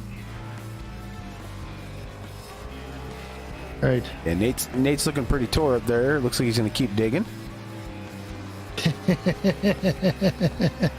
Yeah, I think Greg might be able to reel him in. Did I miss anything? Not this Yeah, we lap, had but- we had the two leaders pretty much take each other out. Although it looks like Nate got the worst of it. Him and Santiago wrecked going onto the straightaway. The best place to wreck. Excellent. Well, we got a couple minutes, and it's the top of the hour. Oh, It this is wonderful. I do want to hear all about the results from the Lemons Rally. That's right. We just now finalized the points, finalized everything, and we have winners from the Rocky Mountain Breakdown Rally. Wow. I don't know. There's some Oh, cones. man, that was a spectacular Wow. cone dump. by the way. Matt Sitko getting the bear poke job done there. Just lined him up. Oh, that's plus 10 seconds right here. That's five cones plus 10. But they've got a absolutely super fast cone setter, and those will be back in place before the next lap. That guy runs across the track real fast. It's good. He's faster than the folks at Wimbledon. But you know how he's the best autocrosser is because he's got the biggest hat. That's usually my key with autocross. When you defeat all of the other bosses, you have to beat him.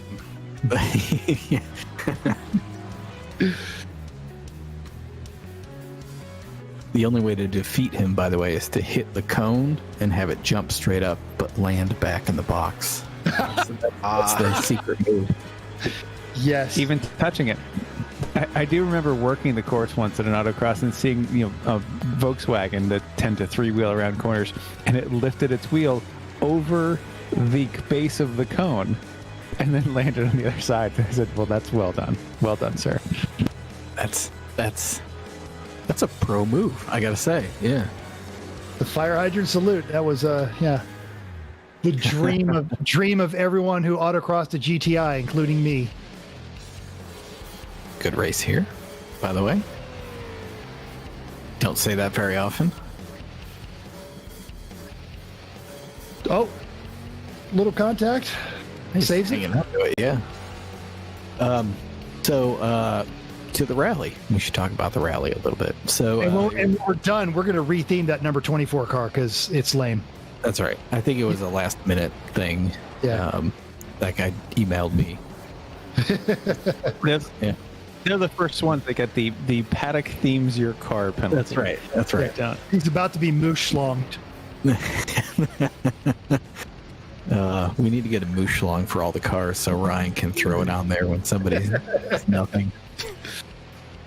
So your overall winner of the Lemons Rally was Hangar 13 Racing, which is Jan Cole and Tom Webb in a 1959. They call it a Premier Padmini, but it's actually a Fiat 1100 themed as a Mumbai taxi, which is, just an Indian-built Fiat 1100. So they won overall with 1,395 points over 3 days.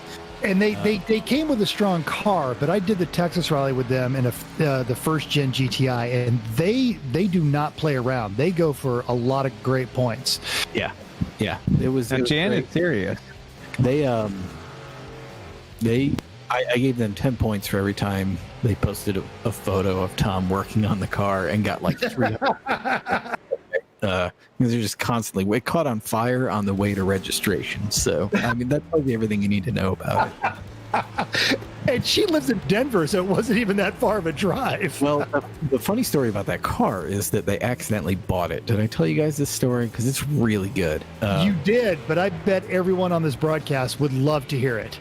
So they were scrolling through, they were looking on Tom's phone for a new kind on eBay or whatever, and they found this Fiat, and they were looking at it, and Tom dropped his phone, but kind of reached out for it and somehow hit the bid now button and accidentally placed a bid on this 1959 Fiat 1100 like 400 miles away from him in San Antonio because he lives in Amarillo, and was like, oh crap, well, somebody will bid, right? Surely someone else will bid on this thing. nobody else bid on it, so he was stuck with this car. So he went Wow. and fetched it. It was awful. So the motor in it was, I think, if it wasn't seized, it was otherwise dead. So they put a Datsun 510 motor, like an L16 in it, totally stock, from Brett Holdaway, who is Jan's brother, Lemons Racer as well, from his stock of crappy Datsun parts. So, like I said, larger than most like Datsun dealerships of the 70s. correct. That's what. And yet, it was just awful. Just awful. They were fixing it constantly.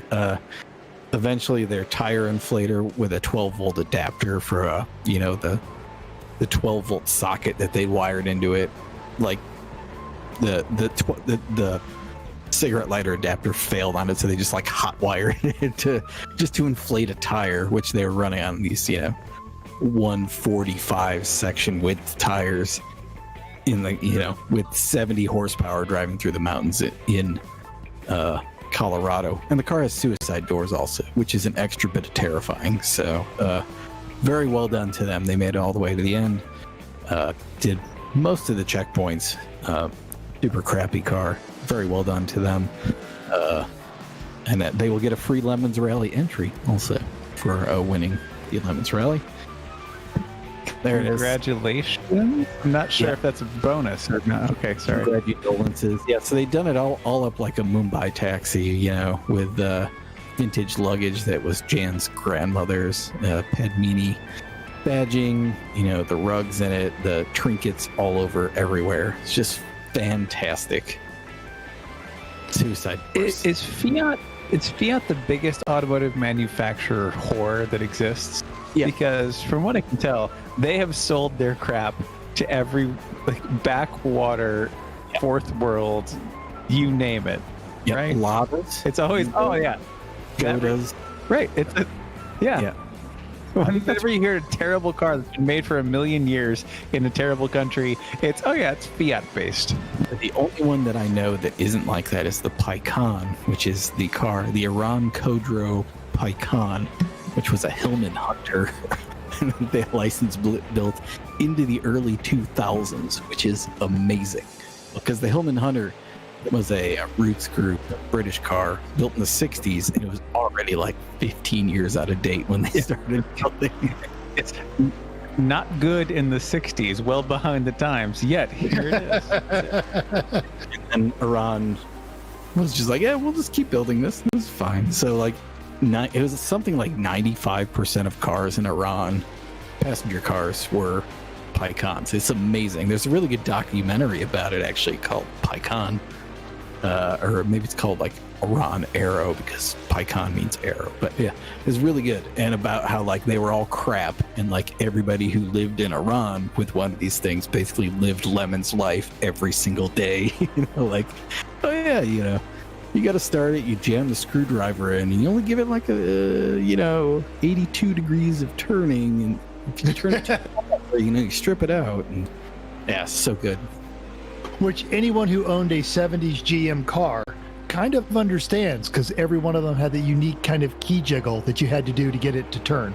Well, I mean, 70s GM and Iranian build quality probably isn't too wide not too of a far gap. off. Yeah.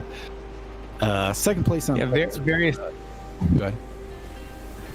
various British Leyland cars also fall solidly into that category of who knows. Yeah. Second place in points went to Team Shitsubishi, which was the Wonderful thing. themed Paris to Dakar replica Mitsubishi Montero. Married couple Mark and Ginger Garf with their giant Mastiff that rides in the back seat, all wearing matching uniforms, including the dog for the entire Yes. thing. It was wonderful. They had the jumpsuits and everything. That was they were also going at it hard. Saw a lot of pictures on Instagram under Team Shitsubishi. Yes, there it is. Oh, but Good. not with the dog. But the dog's Yeah. probably in it. Yeah, that was taken on Pikes Peak actually by Judge Phil. That photo. They even got like the red skid plate on it. That's pretty good. Mm-hmm. And I imagine That's a they're solid gonna keep replica. it. It really is. Yeah. Yeah. And we got a response to in the chat. Joshua is saying, "Is any of the drivers drinking yet?" Assuredly, yes. Yeah. No doubt. Were, yeah. I'm sure Randy started before the race even got there. I'll tell you, probably most of the announcers are drinking too. So Correct. Yeah. Should point out, Mine's empty, which is the problem. Like I need to get up now, but the Montero's driver, they do the driver names on their L McFluffy Pants is Leo. It's Leo McFluffy Pants, their dog. that is so wonderful. I noticed on this rally a lot of dogs. There was like 2 or 3 teams that had their dogs, which that just makes it wonderful. Yep. Yeah. Motorsports you can do with your dog. If you like dogs. Bring your cat. No one cares. Go ahead. Bring your cat on the next My one, cat Fritzy. won't care. My cat will care because of all the dogs. We've had a rally cat it was in a 1980s Econoline with a straight 6 and a column shift, like an old school van. And they brought their Excellent. dog, or their cat. I'm sorry. Yeah. That was really good. Say meow again. Yeah. I dare you. Right? Third place, by the way, went to the Blockheads, who are from like north central Michigan, drove all the way out in their Tercel all-wheel drive, drove the entire rally. I don't know how much you guys know about a Tercel from the 80s. Oh, we love the Lemons Blockheads. We've been following them. They have several of these things. He has pulled them all out of yards, and he power washes the interiors. Yeah. It is wonderful. It's God's work that he's doing with these Tercel all-wheel drive wagons. Yeah. So they, after the rally tonight, after they went to the last checkpoint, they stopped in Denver to get extra seats for another one of his Tercels. So he's hauling them on the roof rack. That's really good. So yeah, they did great. They went to all the checkpoints. I mean, a stock 2-wheel drive Tercel has like, I don't know, 58 horsepower or something. So when new. Yeah, and this is an all-wheel drive one, which means it's got an extra 250 pounds of crap in it, empty. And then there were 3 of them in the car. So I mean, top speed must have been about 48 miles an hour. So really well done to them. They went to every single checkpoint. So it was really great. So those are your top 3 in points. I'll get the trophy. If you guys are listening to this, and you should check these out on the Instagram, but the Lemons Blockheads, he is a deep into the church of the Tercel all-wheel drive wagon. And frankly, that's what we love about Lemons is you discover the Tercel all-wheel drive people. You didn't know they were a thing, but of course they are, Mm-hmm. So you can also find out more about all this stuff. Go to #LemonsRally. If you search hashtags on Instagram or @LemonsRally, we have official posts up. Got 3 more trophy winners. We can try and run through them before the end of this race if you guys would like. The regional award that we give out, we kind of name it for every race. It's called the Name Checks Out, and that goes to the Fort Kickass Diplomatic Mission to Colorado, who were this team from Texas. They got into roadkill a few years ago. The dude rented a garage, like an industrial garage, and just started building cool crap there. Tried to build about 4 different cars for this rally, and Four different cars. Yeah, it was hysterical. They had a great plan that didn't pan out, so they had a second plan that didn't make it past Amarillo. It was awesome. Yeah, so they had they bought from a junkyard like an '87 Mercedes turbo diesel, like a 3. And it didn't get to Amarillo from Dallas. It died. So they got a rental car, and when they got to Denver, they bought this Nissan D21 4x4 pickup truck, ran the entire rally, went everywhere in this thing. At the end of the rally, they gave it hold on a second, let me look this up real quick.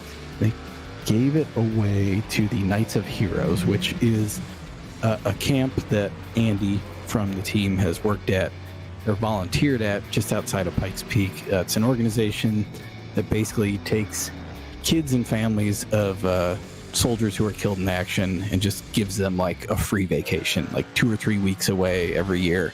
Just go and have some fun and get away and be enriched in nature. So this is a really great organization. So he donated his car to them, and we hope, I'm going to try and get a hold of them this week and see if we can do some more stuff with that organization. But Fort Kickass,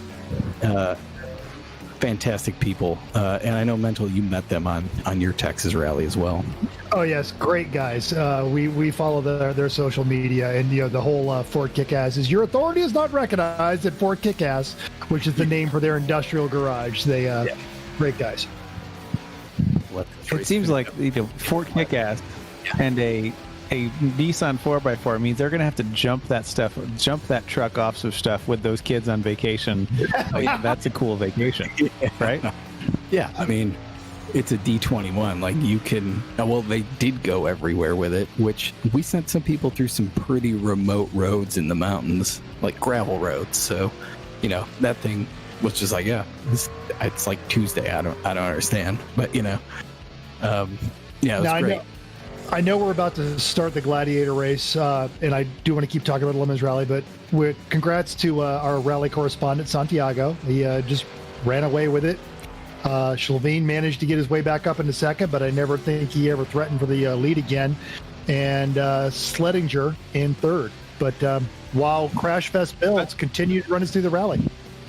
I'll say about time Shelveen didn't win a damn race. So nice job, Santiago. That's the chat on the front straight there. Yeah, that's a beautiful one. Oh man, look at this. I mean, the distance in the air here is about to be excellent. Oh yeah. Oh, here we go. Anton manages to lever a street stock. Yeah. That's some great flight right there. I'm on my roof. This ain't good. That's called Tuesday for a second-gen Camaro. That's right. Hell yeah, brother. Yes, Stunt Granny, you do remember the Texas Rally guys. Their original car, I think, wasn't it supposed to be like an international? It was an international Scout that had been modified for airport use. Sounds right. Yep. Yeah. I think they ended up with a Crown Vic. Is that right? I don't remember what they had on the Texas Rally now. A G20 van. In fact, it's in my used car sales video that Excellent. I did. They happen to be parked at the pumps. Oh, baby. That video's great, by the way. At some point. Yes. What other regional awards, Eric? So we got some more trophies to cover real quick. I can wait till after Crash Fest if we would like. I feel like it's the perfect background for Crash Fest. We just might every now and again stop and go. So the organizer's choice went to Wildcat Rescue, which was a 63 Buick Wildcat with a pretty awesome theme. That's a couple who got engaged in the same car on the 2017 California rally. They got married last year. They celebrated their 1-year anniversary running yet another rally with the Buick Wildcat, which is awesome. They also came with a great Wildcat Rescue theme with, the dog dressed up like a lion. Yes, that was so gorgeous. That was hysterical. And they were dressed up like Carol Baskin and one of her husbands, and then there was a costume change, and it was like her other husband, the one who survived. It's great, super awesome. It's a 63 Wildcat that's been lowered, so it was like scraping on all the gravel roads. They stuck with it. They did awesome. And organizer's choice on the rally is kind of the car we would pick to take. And a 63 Wildcat's a hella cool car. So that particular one is also even cooler. But they did post a video of one of the dirt roads you sent them down. Yeah. And I think that's the only post where she is not smiling or laughing. She is not happy. And you can hear that whole car just scrape. Yeah. But she did start every one of her Instagram posts with, "Hey, cool cats and kittens," which was in character, on point, on theme. It was great. Good. Oh, Randy Bish just bishing through the bridge. Oh, and he gets a great spin. It's a one-car bish. He bished and self-bishing. Is it possible to go down the straight and then cut through the grass but get air off of the jump off the hill there? How did he get in the air there? What just happened? He flattened it. He sent it. Here's him licking the stamp. Here's him putting it through the mail. Yeah, but it like jumped after the crest of the hill. And then Did we break the physics of iRacing yet again for something that no one should be able to do? There, right. There was a car that got out right at the last second. Yeah, he was trying to hit Santiago, and Santiago, I guess, had left right at the same time. Good timing. That's in the chat. Invisible oil change ramp. Invisible oil change ramp. That's it. Done. That was really wonderful. And you got one more award that you gave out. good. So the top award, really, if you're a Lemons Rally connoisseur, you know is the random acts of stupidity. Because this whole idea, never left, by the way, the whole idea of Lemons is stupid, and the stupider the better. And I mean, there's really only one team that could take home the random acts of stupidity at this, which is, of course, Sordic Racing's Hot Tub Lincoln, which was the 72 Lincoln Mark IV, which you will note is not, it was never offered as a convertible, so they sawzalled the roof off of it. Much less a hot tub. Installed basically, a hot tub inside the car and then filled it with water that was Looks so of gross. questionable quality. That's when it showed up at registration, I should note. Like, it had been full of water for like 45 minutes at that point. So it became this fantastic people soup very quickly. But I mean, It usually takes a whole night of lemons for our hot tub to look that bad. So So that's Bob Harnsberger and Kevin Temmer in it. I don't know the details of it that well. I know it was a 460 car, so they decided, it's a 6,000-pound car, as it is. Why not add a couple thousand pounds of ballast, of moving ballast? They did Sasha the roof, so I feel like it's a trade-off. Yeah, and I mean they put the Brian Davidson asking who lost the bet to drink the water. We'll get to that in a second. They installed like the decking along the back and the size. I mean, it's pretty well done in the grand scheme of things, and it held water, which is great. Braking performance somewhat compromised, but the one thing they forgot to do in the car was put cup holders above the water line, so there was nowhere to put anything to eat or drink. It was just kind of, that's just floating in the water, which is not a great way to go about a road trip, if we're going to be honest. They need one of those pool cup holders, like the little unicorn. With Absolutely, I've got 4 of those floating in my pool right now. That's exactly. If anything, you tie a string to the unicorn's neck to the mirror, so it can't go too far. Yeah. I loved everyone. The other competitors were so impressed with that car. Their Instagram feed would be the car coming through a checkpoint, making a turn and spilling water as they made the arc through a parking lot. It was so good. That's a good yeet. That was an excellent yeet on the Yeetios car, nonetheless. So the Lincoln at one point was, you'll be surprised to hear, overheating, so they just took a bucket of water out of the car and poured it into the radiator, as you do. It's great. That's very convenient, actually. This is a well thought ahead strategy in their part, I think. And I would argue also no more bathroom stops. You probably cut your bathroom stops by 2/3 just driving around in a puddle of lukewarm water. Yep. Just go, man. Just go. It was, and I mean, the water was apparently about 120 degrees. So it was without any kind of outside heating, it's just a hot day in the mountains. So it was like being in a hot tub, but it was full of, dead bugs and car interior grunge and, all that fun stuff. I mean, they just need to throw some carrots and celery and onions in there over the course of the day. And make themselves a little stew. They've already got the simmer for a while. They've already got the sausage. Yeah. I mean, I believe they described it as running variously between 3 and 7 cylinders for the entire rally, but it made it, so can't fault that too much.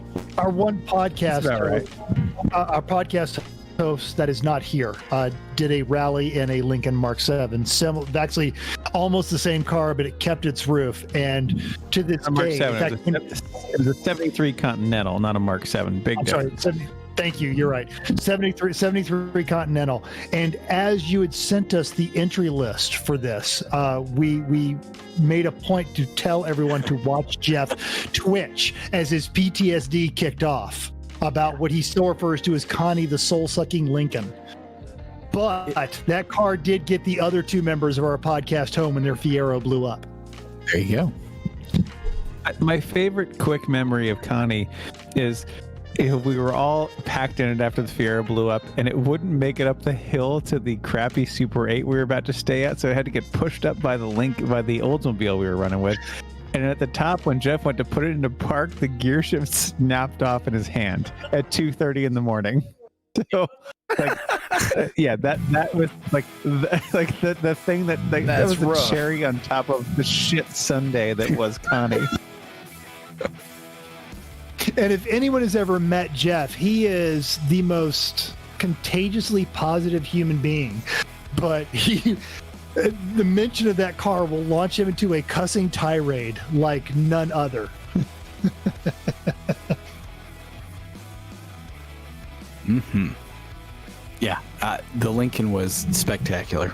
Maybe the craziest thing we've seen on a Lemons rally ever. It is legitimately impressive. And yeah, I was embroiled in a Facebook argument with someone who's doing the Route Sucky Suck rally, and they were asking if anyone in California needed a bad car from Chicago. And the point is why would anyone in California want some rusty anything from Chicago?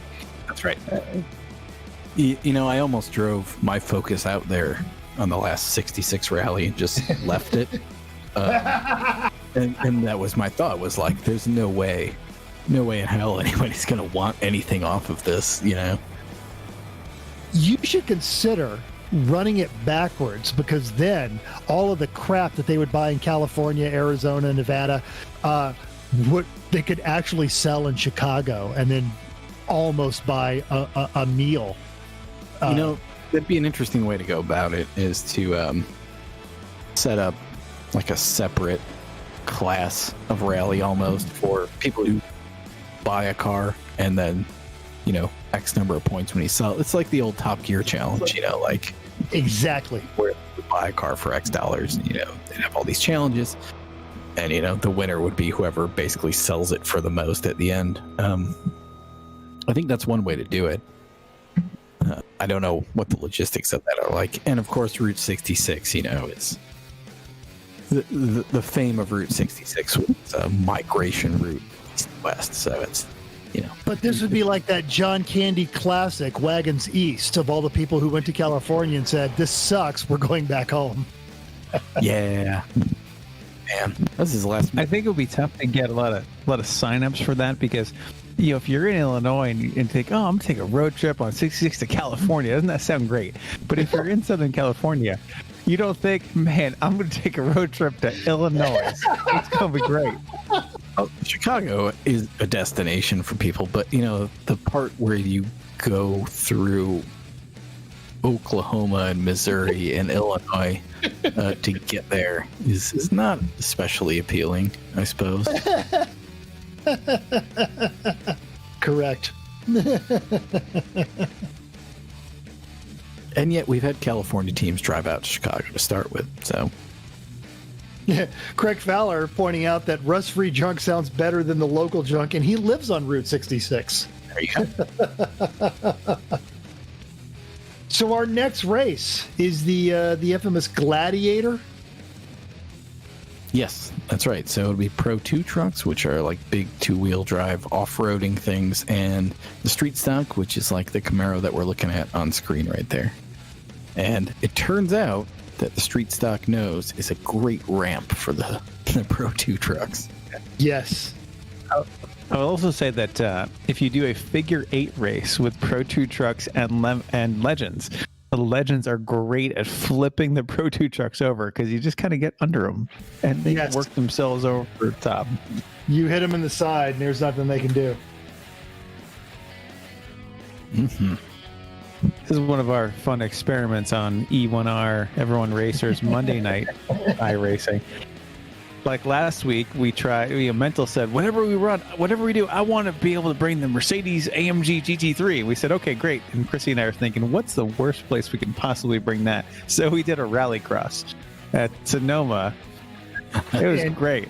It was great. That Mercedes was quite possibly the worst choice ever. I loved every minute of it. Absolutely. You know what's surprisingly good at it, though? The Kia Optima in there. It was actually all right. Front wheel drive, baby. On the group chat as we did it, the Mercedes was obviously in the back, and I just announced. I said, "If you're in a you're in a Legends car, I'm about to launch you." And everyone kind of chuckled, and then the green flag dropped, and I think I collected 3 of them and put them into the air as I went through every Legends car in our field. Nice. Shortcut action going on. That's great.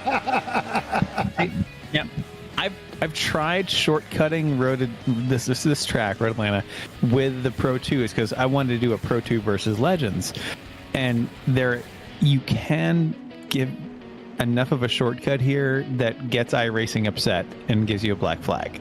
Yes. Not like Sonoma, where you can take every shortcut you want, and it's still like you'll clear the black flag enough, like you cut the course, Right. Slow down. Here, if you take all of the shortcuts, you cannot clear it. So it's going to be a tough one for some of these people. Yeah, there's going to be some strategy involved. Soggy showed that you could shortcut everything and then lose the race afterwards. That's How right. much should I shortcut? That's going to be the hard question. Somebody's going for a hardcore. Right. Someone's taking Yeah. the club layout. Yeah. That's a gamble. Let's see if that works. Well, who was That's that? a bold strategy, Cotton. We'll have to see if that pays off. Oh, that I like him already, or her. That was fantastic. Amanda Tully trying to Tully through turn 7. It's not going to work out for her.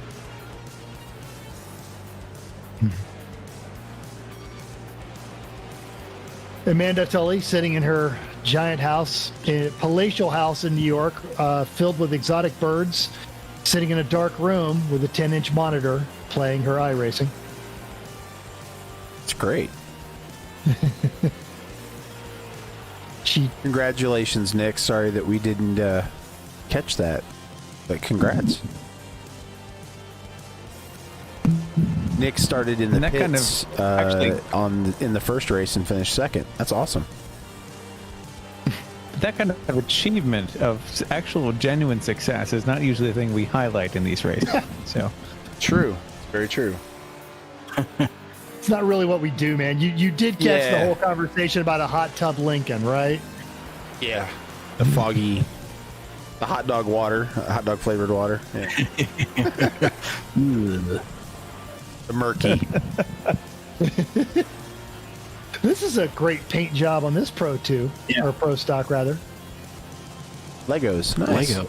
Nice, Vincent. Oh, Nice. excellent. That's a new name, I Very- think. Vincent Yes. Facchetti. Yes. Welcome, Vincent. Signed today. Nice. is it Legos or is it autism puzzle pieces? Because It's Legos. It was Legos, yes. It does say Lego on it. Oh, sorry, missed that. You guys are having a good actually time.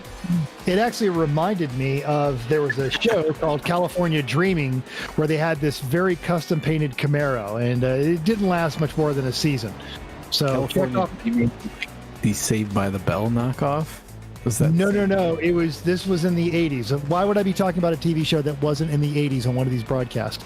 But it was a TV show called California Dreamin' where they had this very custom, similar to that Pro Stock Camaro, and it didn't last very long. So check off your bingo card where Mental talks about an obscure 80s TV show. It's also a story that Four goes nowhere. corners. It's That's 2 squares right there. Yeah, but we already checked that one off, so we got to do something else. you could probably just have a square a bingo card full of those squares. Brian Davidson in Facebook chat asking if there's a gallery showing off the different car themes. I'm wondering if he's talking about Meat Space or what we show on the streams. I wonder. If you're looking I'm thinking for there's a real yes one, to both. I don't know that we have a good gallery of iRacing themes. I'll have to work on that. But we do have one. Judge Phil's website, muraleemartin.com, MURILEE Martin, like the last name.com. Yeah, he's wanting to know about the iRacing cars. Yeah, nice. I'll have to work on it, but it's a good idea. Oh, no, that was a different Brian with the brownies. Sorry. Don't want to get you guys confused. Street Stock just rolled itself over. That was nice. How the hell did that even happen? That was kind of incredible. Looking back at the beginning of the stream. I guess that's called a Tuesday with a street stock, because I don't know how I rolled. It was Blake. It was Amanda Blake that had the Klang. brownies. Blake that had the brownies. Yes. I always Blake do is until Blake is a all- little asleep. just- Sorry. That's all. I'm sorry, the TV show wasn't called California Dream. It was called California Fever. Oh.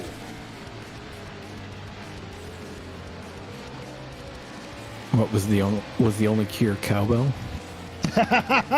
Damn right. You'd be surprised how often cowbell solves a lot of your ills. Mm-hmm. It's what ails you. Need cowbell. Welcome to Cowbell Chat here on NPR. Blake is still awake. Yes. Like still hanging out. Cowbell Chat is kind of it's a music show with a very specific NPR band. Yeah, it's like, oh god, sound opinions, but somehow worse. But we're getting a little out of control here talking about cowbell, so we're just gonna dial it back a little bit.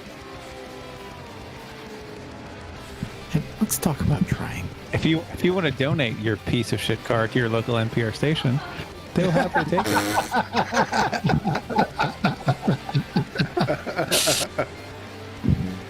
They don't want it. They're just towing away your car and selling it. But I never thought of that. Lemons. Oh, F's in the chat. That's a Oh, as he took it all the way down the S's. Nice. Well done. And he's Well hung done. He up on bounced the off the big fence. trees. And he cannot get it off the fence, because otherwise I think that car would have kept moving. Big time ZZF.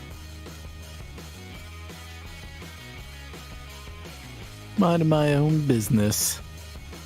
And Dark Side of the Moon punts him deep into space. That happens in every single Lemons race. Is somebody's just minding their own business, doing things fine, and then they just get ass punched by some fool that doesn't know what they're doing. Who knows? Spun off into the trees. I feel like Robert Burton might be new here. I think. Anyway. You know what they say. You always walk funny after your first Lemons iRacing event. So That's break them in right. There you go. I'm not sure who to tell about this. I don't know. Maybe a therapist. I never really thought that we, as Lemons, are competing with NPR for anything but for shit cars. It turns out we kind of are. Although they probably just end up in Lemons anyway. Exactly. See, I feel like that's a good way, because then NPR gets some sort of satisfaction, and then we get their piece of crap car anyway. And yeah, it's win-win. NPR is smug enough that they have their own sense of self-satisfaction, so they don't really.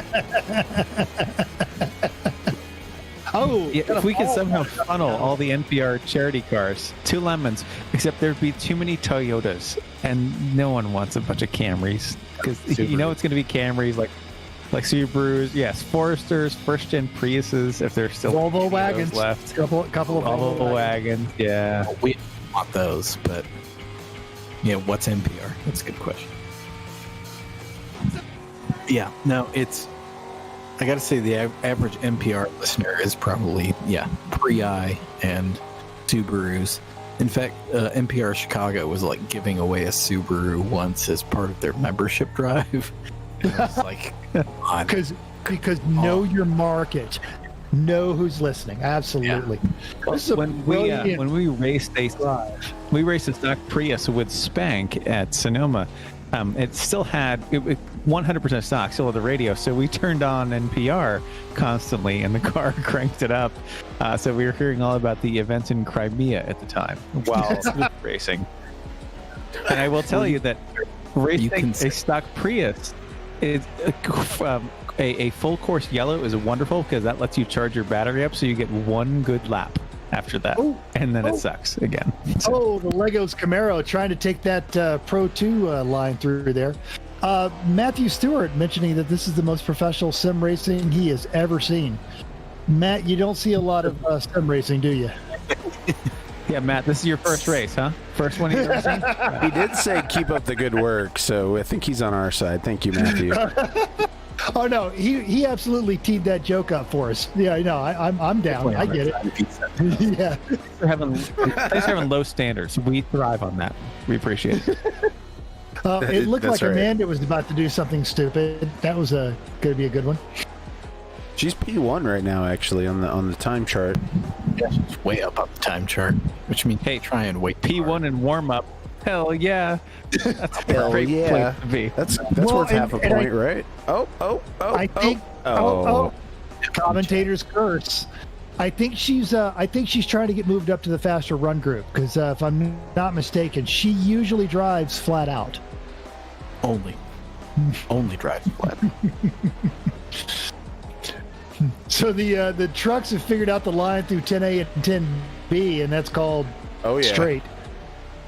Yeah, I love the trucks just straighten everything. I don't know if they're incurring penalties or if they will during the race. Is that Dave Carpenter out there? I do believe I saw Uncle Dave in a pro truck. You did. Yes. Rocking that E1R logo. Thanks, Uncle Dave. Yeah.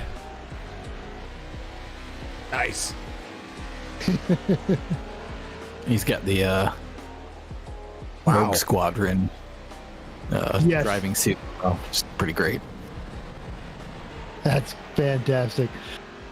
For our new listeners, Uncle Dave is the purveyor or partner and the most successful three-pedal Mafia car in three-pedal Mafia history. You can just say the successful. I think that describes it. Now you're just being Robbie mean, Gordon Eric. would be proud. What do you think? I've heard some Robbie Gordon stories I can't tell on the air, unfortunately. Oh no. They're pretty great. Yeah, I can only Robbie Gordon imagine. banned from Australia, by the way, which is a public story. I don't know if you guys caught that. Yes. No, I did not know that. Yeah, so in Australia they have anti-hooning laws, which you're probably familiar with, which is, you can't go do burnouts and donuts and generally be a dickhead on the street, and they will literally arrest you and charge you with a felony for things like that. Yes.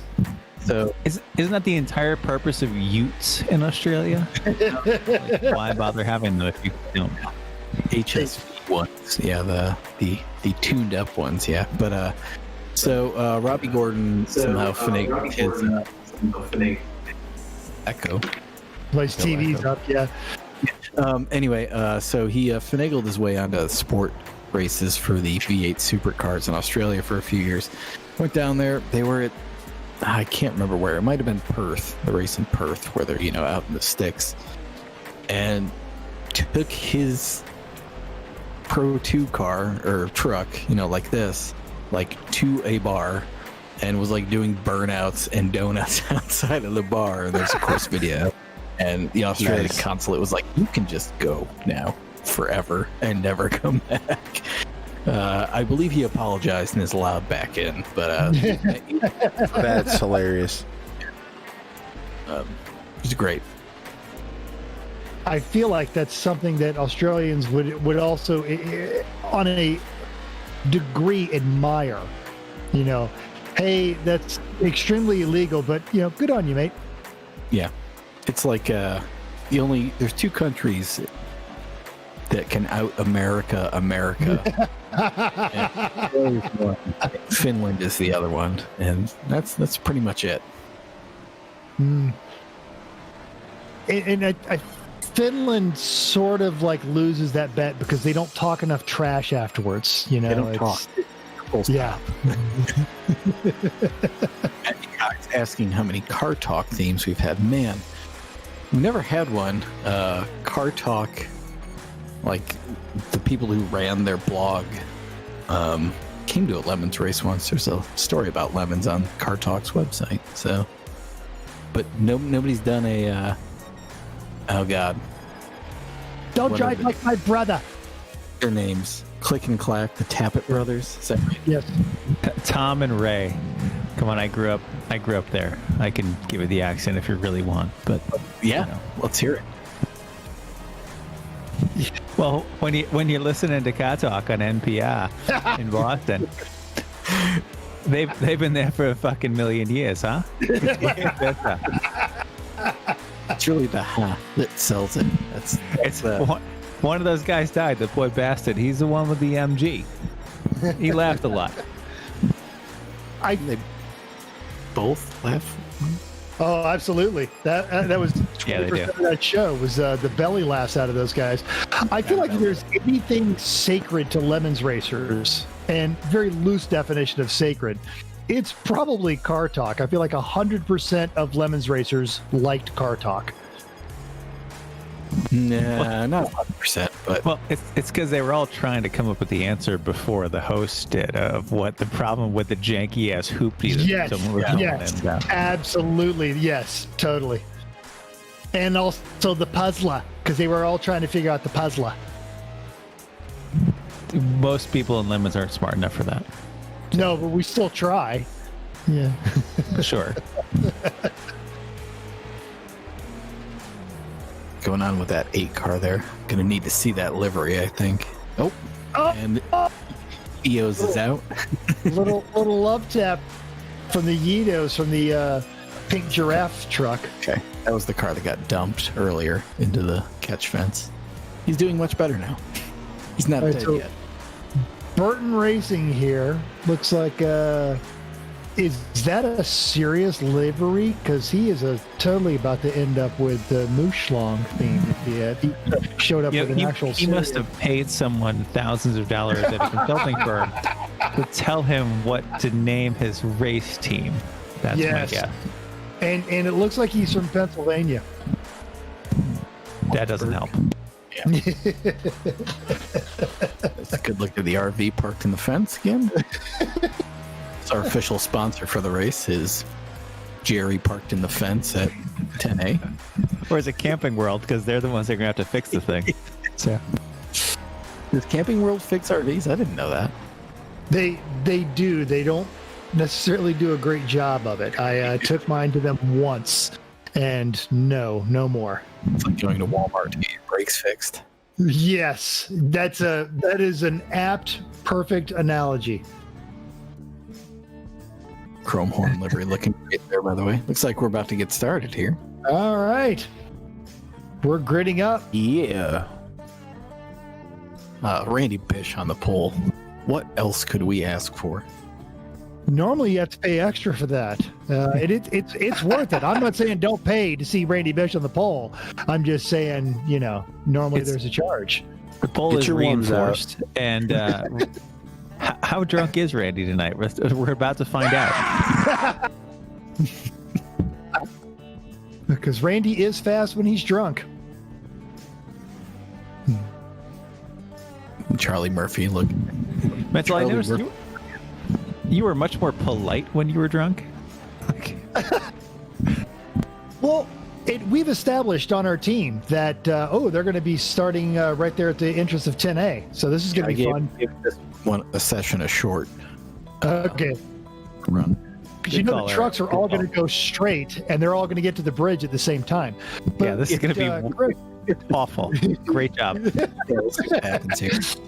I think we've both noticed that when we drink tequila, we are the oddity of we're exceedingly polite when we're drunk on tequila. I totally give you a kidney, man. And here comes Dave Carpenter actually taking the proper route through the pace lap. Okay. Well, and then also there was the Atlantic City night of tequila where you woke up apologizing. If I hope I wasn't a jerk. No, Chris, you were really nice. It was great. I think we're great. Who can say? It's we'll figure it out. I love that's a great theme right there in the Camaro. Charlie Murphy's True Hollywood Stories. Camaro Murphy. The actual Rick James. He's actually got actual Rick James on the side, and oh wow, we're already bashing it up during the pacing lap. Should point out that there are no black flags for contact or damage off. So this is anything goes. We don't usually turn damage off, but I was like, what could go wrong? So I too like to live dangerously.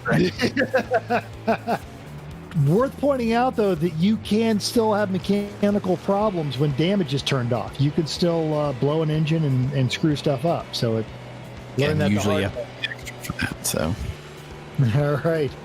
So they're coming around the pacing lap. I think a couple of the racers have decided they're already going to go ahead and throw down.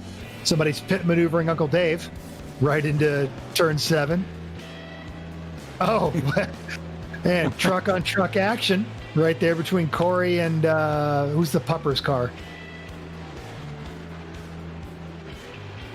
Don't know. Oh, that is really Clinton, Uncle Dave Clinton twice. Ford. Clinton The Ford. chap. Somebody is trying to hit Uncle Dave again.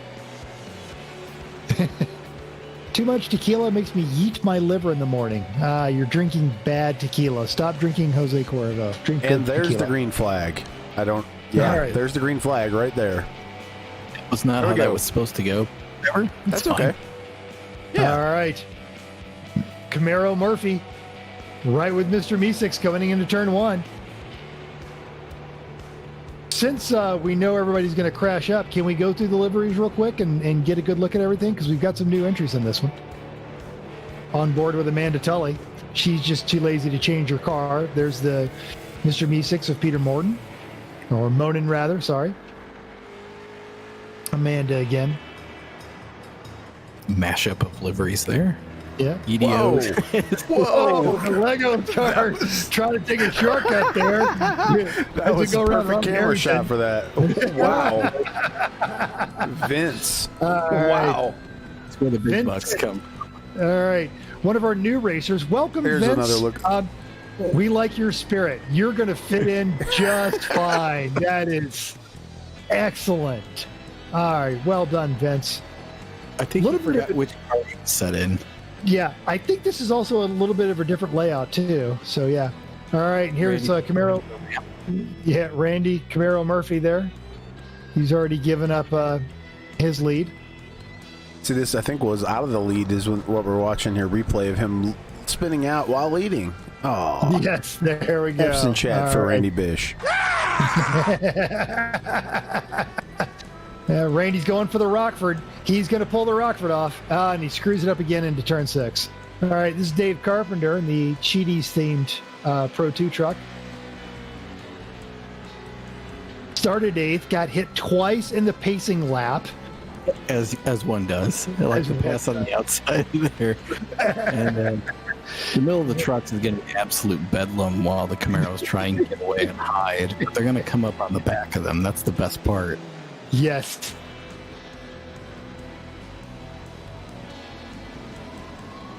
We hide for so long. There's nowhere to hide.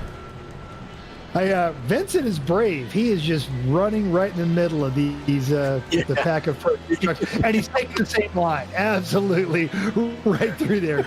They can do it. I can do it. It's like the animal that got raised by something else. Like, and it's like, what? I don't know. I'm not supposed to do this, right? The Wolf Boy. That's his name for this time. Yes. Vince, when you go back to watch this next week, when you want to see you in a wolf-themed car, The Wolf Boy. Boy wave. the Wolf Boy. Exactly. He's hanging in there. I got to give him credit. Yeah. Yeah, he's throwing down. It's great. I also like to live dangerously. So I saw something, Eric, that you are working on or this is the official start of season 3. Yep. This is season 3, which we're going to run through the end of August. I don't think we've finalized it, but I think we're going to alternate. Ooh, I like that fractal livery, by the way. Corey Porter. We're going to alternate endurance races and stuff like this, where it's a couple sprint races doing different kinds of things. So we'll have some trash racing, we'll have some figure 8, and then next week we'll do an endurance race. We were talking privately, and maybe we'll do it, maybe we won't next week, but we really want to run Monza with the banking. So the big old Monza layout we may do at some point this season. Please tell us we'll have the 87s available for that. I mean, yeah, you have to, because you get some banking. You're doing, 190 into the first chicane at Monza, which is awesome. So that's on our radar. We'll probably do some figure 8 at Irwindale, and That's always a crowd pleaser, no doubt. Yeah, maybe Bathurst.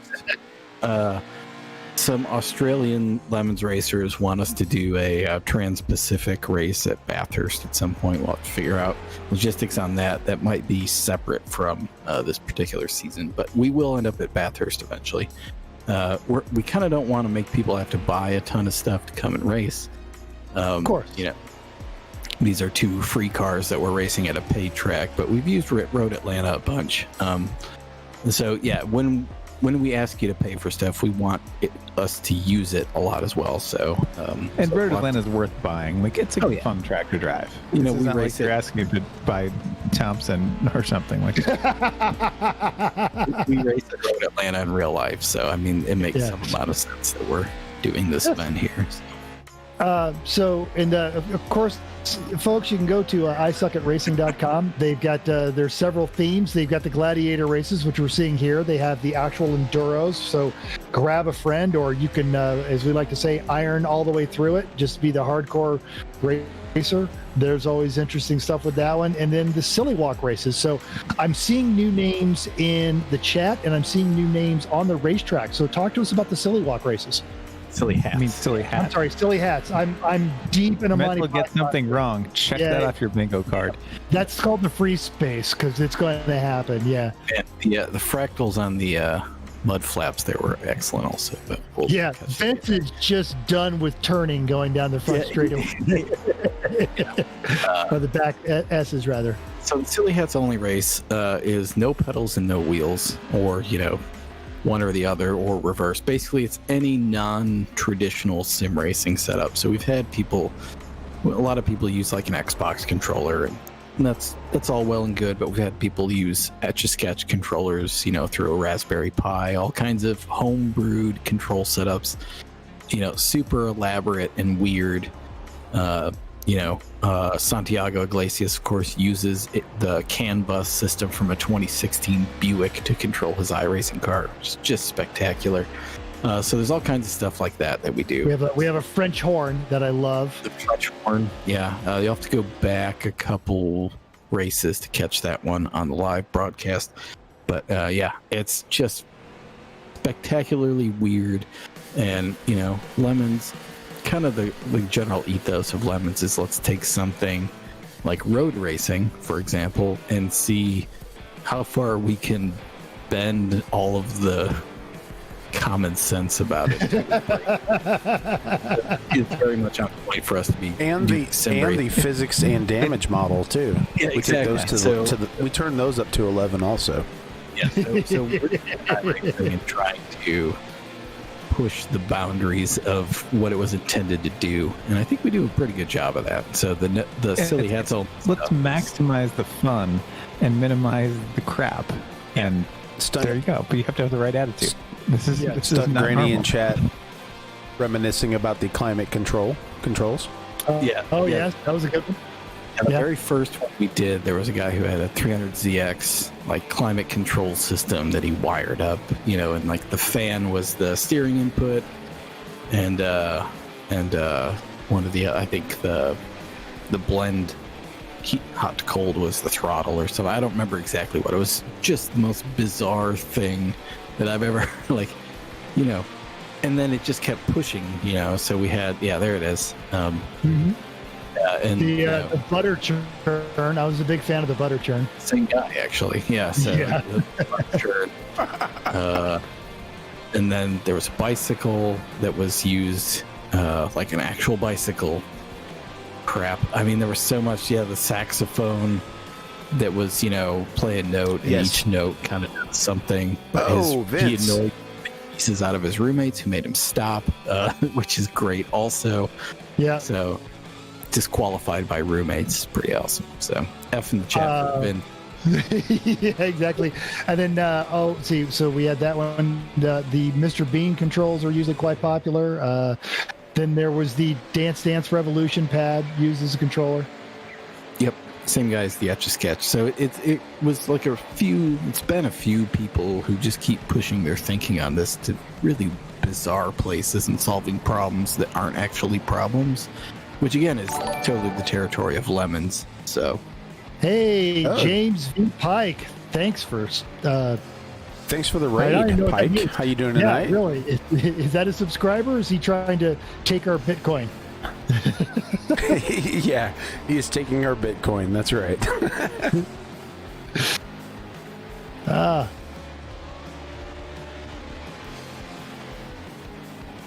And typically you'll sorry do to hear these that. races on Sunday night.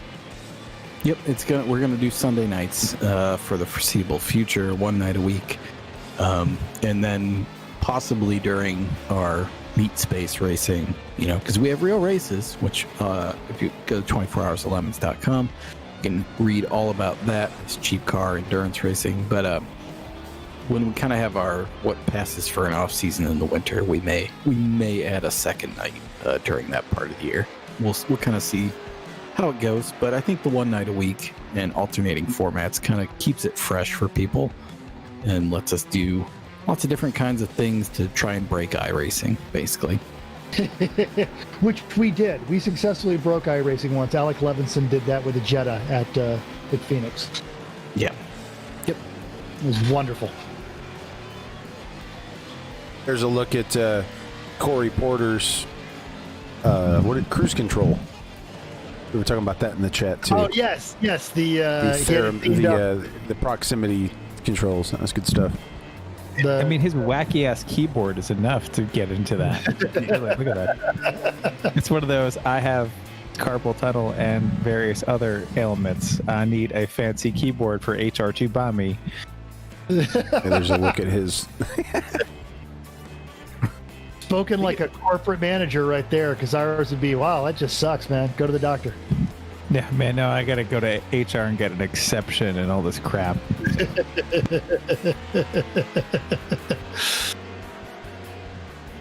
I'm not sure what's up with the ergonomics on that keyboard. I'm hoping it's supposed to be more comfortable, but I don't know. You know what's really I don't know. comfortable? Fucking your RV in a fence. Absolutely. All right, Robert Burton here with a very seriously themed truck because he paid a marketing company a lot of money to get a team name out of there. Oh, a little bit of action coming into 12. And Dave Carpenter's coming out of pits again. I don't know why he keeps going to the Why pits. is he going to pits? There's no damage. I don't understand. Unless it's like, He's getting tires. I don't know. Yeah. Should we text him, Chris, and tell him, hey, by the way, damage is off? I wonder if he's running out of gas. Will they run 24 minutes? They will. No, absolutely. Here's how I know. One time for one of our E1R Monday night races, we decided to run Pro 2s versus Rallycross Beetles at a dirt oval, like Linear Speedway or something like that, right? So, Which is about near Speedway across the road from Road Atlanta. Exactly. That's So correct. You want to guess the only local quasi redneck who decided that the Pro 2 truck would be a good idea? yep. So we were running, we were having a great time, and then all of a sudden, about halfway into our race, the first Beetle conked out, and it was done because it was out of gas, and there's no way to refuel one of the Rallycross Beetles. And then the other one, and then the next one. There's 6 Beetles parked in the pits out of gas, and 5 Pro 2s just brapping it around the track as we all had to sit there and watch them from the pits. So they'll run a long time on the gas. Absolutely. I love the shortcut over that. Especially if you've seen that in real life. And yep, that is exactly clang. what you would expect. Is the Yeet car goes for a roll. I think in the in this kind of race, people should be aiming for the pit entry after they come into the bridge, because that's where most of us end up on our first time at Road Atlanta coming out of the bridge. You end up accidentally in the pit entry. Yes. Wow, look at Dave theming hard with a 3-pedal Mafia windshield panel. Nice job, Uncle Dave. Oh, look at that. Yes. Ron Harrington gets hardcore yeeted. Oh, and he's waiting. Oh, there it is. Which, when you've got damage turned off, that's actually a favor, because you find yourself turtled and you don't want to get towed. So in the chat or the Discord, you'll ask, "Hey, can someone come hit me real quick?" So I can get. Man, Somebody help me out here. it got DQ'd apparently. He might have gone backwards. I wonder if that was. Yeah. I think the only way to get DQ'd when damage and points are off is to go against the flow of traffic for long enough, and it doesn't take long.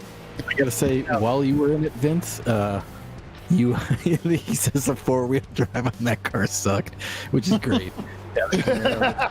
The S's, so good, very well. He must have been in the street stock. Yeah, he was. Vince, we did enjoy watching you. That was a lot of fun. Yes, my weekend, you are not the only one to full-on race into the pits. There has been many a first-time racer who come through the bridge and then realize they've got to jump on the brakes really hard before they go flying into the pits at 60. 60? That's after you.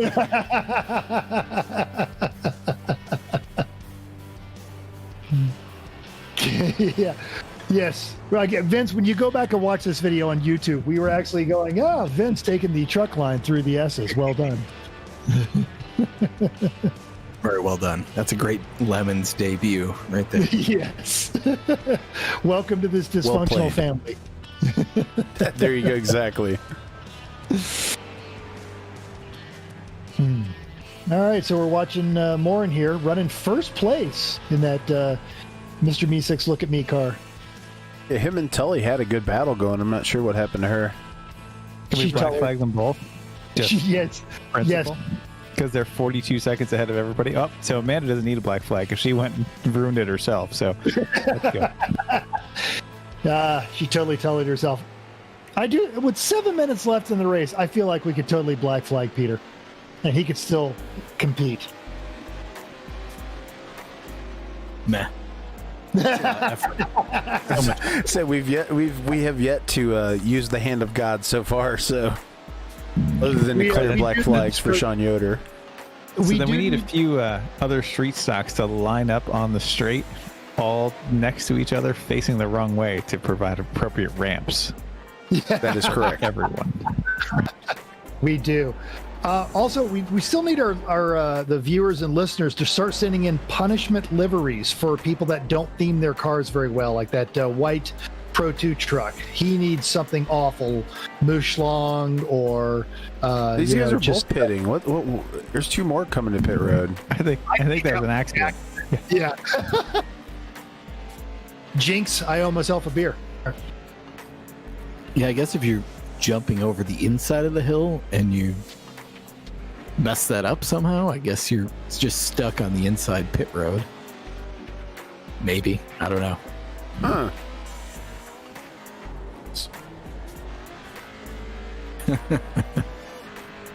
Some bish action there. Yeah. heat.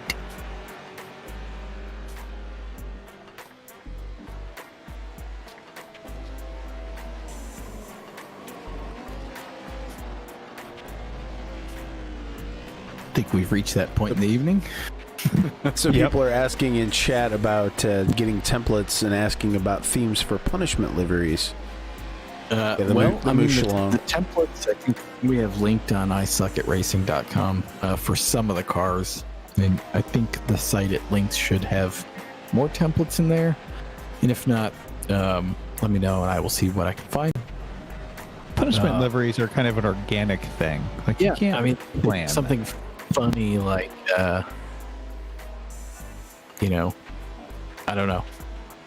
It's been a long weekend. I can't actually think. Well, we always said if we ever got ourselves, we were going to get an AER car that was going to be an E36 M3 and have a Summer's Eve theme on it, and see whoever actually figured that out. There you go. I like the Soul Glow suggestion. Excellent. You have to actually sing the song though while you do it. That's right.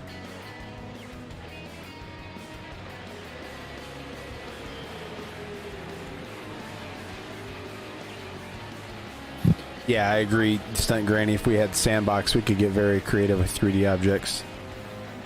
Well, Eric, in Meat Space Lemons, aren't we bringing back the Cone of Shame sometimes now? Like that was a wonderful penalty back in the day. I had a team do it at Barber, and I'm. The tough part is most tracks won't give up a cone. It's got to be one that's been mowed down, like Sitco knocked him over in the last race. So yeah, I mean, it basically we need a supply of cones, and then we just make you bolt it on the roof so everybody knows you are a terrible driver to stay away from it. It's like wearing a dunce cap, basically. So that's a great bribe. If someone were to bring some cones as a bribe, there you go. It just launched over the race leader. Nice job, Dave. Well done. Dave's turtle. Someone go hit Dave. Go hit Dave, please. Drove right over the back of him. Yep. And off the tire wall. That's in the chat. He was doing his part for the race leader. That's good. That's right. The Cone of Shame, someone like maybe a Pacific Northwest team should bring a couple of cones. There might be someone working that race that could use those cones. Or if someone's bad enough, their penalty could be go to Home Depot, buy a cone, bolt it to your roof. There you go. And the Ridge is nowhere near Home Depot. The Ridge is nowhere near anything. There's that random terrible junkyard 2 doors down, but that's True. it. That's the only thing near there. But the only thing there is probably Nissans or something. I don't know. Sasha would find something there. The Ridge is in Washington State. It's in Shelton, Washington, which is on the west side of Puget Sound. Yep. Yeah, we've driven there. Spank and I once Ironman in Austin, America to 12th overall and did not get an IOE. How'd that go? Hey, Chris, you really shouldn't complain about that sort of thing. Yeah, sorry, I was channeling someone there. Apologize. My breaking point at one turn on that course was a flower on the side of the road. Because you were going slow enough to notice it. And it's in Austin, America. We're doing the best we can. But yeah. The pavement's fairly new. There's no cracks or anything, so there you go. My favorite saying of all time is when a pint is holding a pint, it's doing the best that it can. I think that's probably true of the Aston America. That is apropos. Well done, sir. Yes, there Vince in are chat saying he had a good time. time, and Amanda Tully telling us her internet's kicked her out. Damn. Oh, she got soggied. She totally got soggy. And Soggy wasn't even here to soggy her, so he'll be upset. Oh, Glad you no, had fun, Vince. Thanks for coming out. My weekend, that is a brilliant theme. Half Summer's Eve and half Preparation H. I like what they're doing. Corn Dog Butthole said that her AOL ran out of hours on the free floppy disk. Out of trial hours. That's right. Get another CD. Come on, you can do it. We all have like 12 of them. Come on. Does anyone have a computer that still takes CDs? Like, I'd have to dig one out. My old desktop does, but I haven't used it for anything in years. Still works. Yeah, my old laptop does too. My government-issued laptop does. I'd have to get out a laptop that I got in 2004. That one's still in the basement somewhere.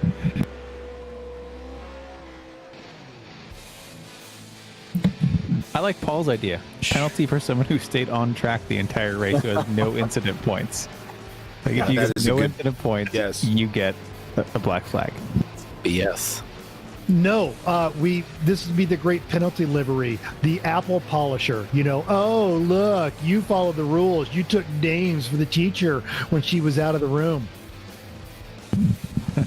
Miss Johnson, you forgot to give us homework.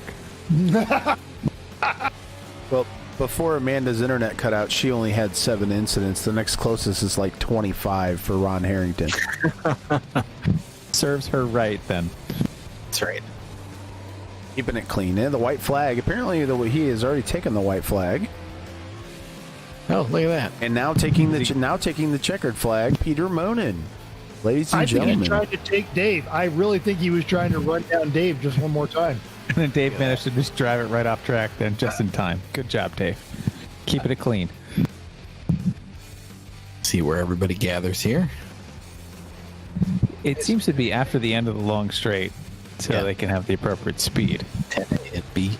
Load the yeet. Granny says, yes, please. Load the yeet cannons. Another great theme. That would be a great iRacing theme.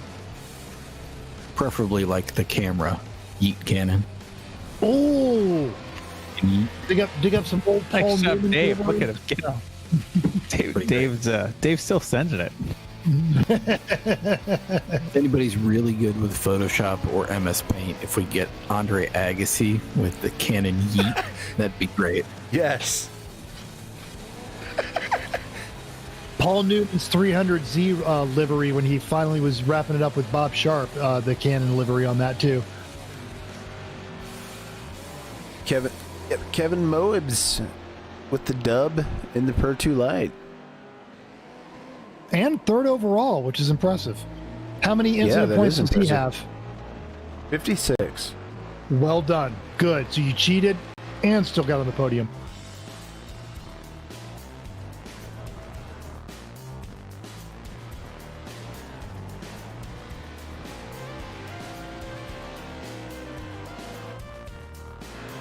Oh boy. Oh, I think someone heard you, Chris, and they are lined up for a jump ramp for a couple of these Pro 2 trucks. One of the Camaros. Fan-freaking-tastic. Oh, That's what we here want. it is. There we go. Can they clear the bridge? No, they did not clear the bridge. Oh, try again. He bounces So close. off the right uprights. Oh my goodness, that was glorious. Well done, Becker. That was a full head of steam. That may be the best yeet we have seen in this series. Someone will clear the bridge before the night is over. Come on. Try it, people. Try it. Oh, all right. So we've got there's one full rotation and 2 twist. He gets the nose all the way back around. Oh, It's a quadruple sound cow with a extra twist.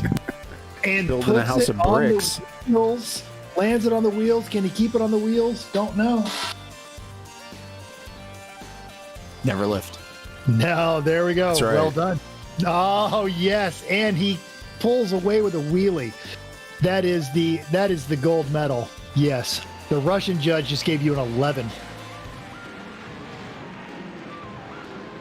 We do need to throw a little Howard Dean on that one too. Oh, next lineup. Absolutely. Oh yeah.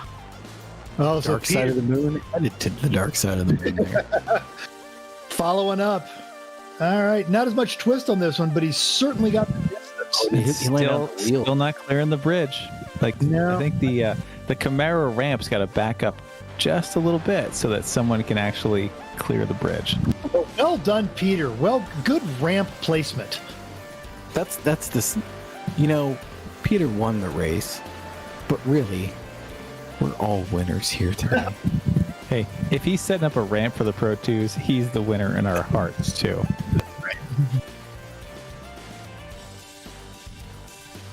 The follow up here. All So good he's got- players. Oh, got the Joey Chitwood twist on that one. Very nice. That's right.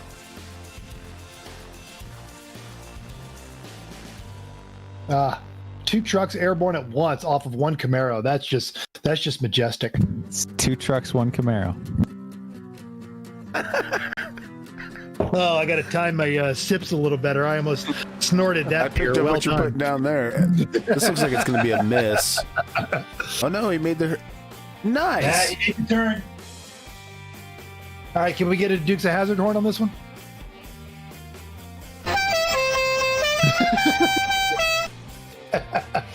Excellent. And he never lifted either. Yeah. Ghosted.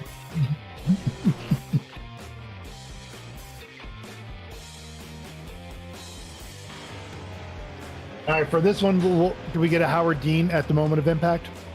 Oh, look at the 3 line. Oh, here we are. Oh, There we go. Well done, everybody. oh, this kind of spirit of cooperation just brings a tear to my eye. You know what's a weird thing in life is when you say something on the broadcast and people do it. Who knew? Oh, 1 truck, 2 Camaros. That was excellent. And the twist there. Well done, Al Jones, with the killdozer. Oh, nice. Very nice.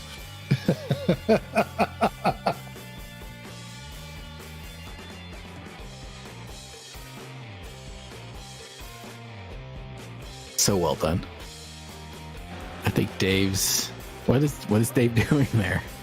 He took a shortcut because he wants to hurry up and get to he wants to get in the yeet zone. I mean, who doesn't? Lost Logan's B side, by the way. Oh, we got a Camaro yeetage. Camaro on Camaro. Now, Randy, Beautiful. we don't have the A-Team theme on play, but I can just go ba ba ba ba ba ba ba. Oh, or bridge contact. Oh. Nice. Anyone hitting the bridge Nice. is well done. Nice job, Dave. And he puts it on the wheels. Never lifts. It's a line drive. That's what that was. And the flowers are still standing, ladies and gentlemen.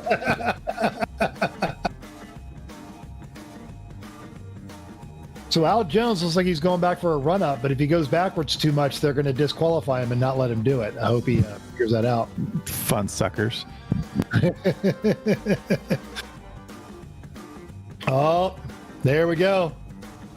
Good distance. Absolutely. Just a slight spiral on it. That's well. That's good. That's good. That's good. Chrome horn. He's going to land on the wheels, too. He is. All right, I cleared Al's black flag, so hopefully that helps him out.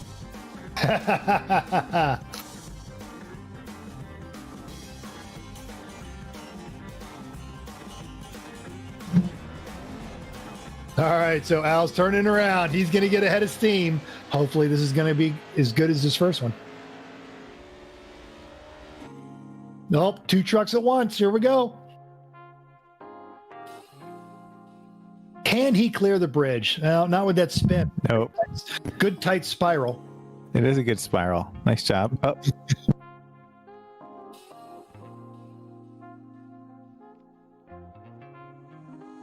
I like the backwards twist there. That's good. Impressive. And he's going to make contact with the bridge. Yep. Oh, Bridge, yep. Nice. Well done. Well done. 2 points.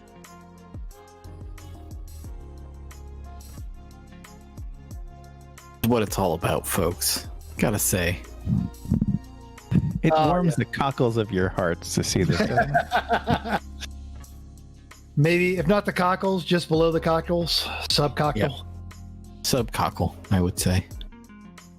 Look at the crowd just enjoying that in a total catatonic state of awe. It's like they can't believe what they're seeing. I think that's. Oh, look at all the waifus. Well, it's Georgia. Aren't they all in meth? Isn't that how it works? We're not talking about mystery here now. Chill out. I say, I feel like that's really one of those pot and kettle situations from where you live, calling people in Georgia on meth. But yes, probably. Yeah, the people on meth are like 10 miles from here, like no thing. I feel like that one RV driver was on meth, the one who put it in the fence. So as we take this lovely airborne blimp shot, just because Sean didn't join us today, I'm going to go ahead and say check out Nemesis Labs. They just released one of their prototype seats. I think the last time we did this, they started throwing it up on Instagram. And their iRacing sim gear is wonderful. It is just incredible to look at. It's so great. Mental would happily test one out for you free of charge. Is that the one sim seat that they've got on their Instagram? I could probably get away with having that one in the living room. Oh, he backed it up. I mean, that doesn't narrow it down, Mental. Really. You've met my wife. It does narrow it down. It actually is attractive enough to have in a living room. Yeah.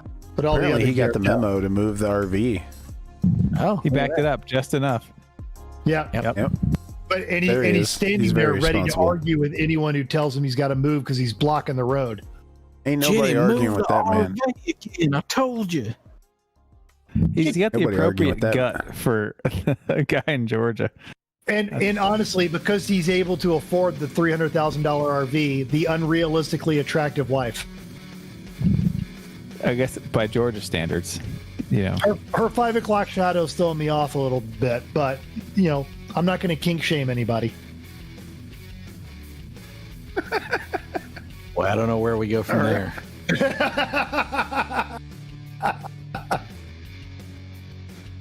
Well, folks, I Peter think we're going to Monin. have. Yeah. This is as good of a start to season 3 as we could have hoped for. We had a lot of fun. Thank you guys for tuning in. We'll have more on season 3 posted soon on our social media and our various places where we make iRacing announcements. Again, you can join at isuckatracing.com. I have been following a Lemons Rally for the last 3 days and basically working the entire time, so I'm very tired. I'm going to go to bed. I will let the rest of my cohorts talk us out. Thank you guys so much. I'm Eric Rude from the 24 Hours of Lemons, and I will see you guys next Sunday.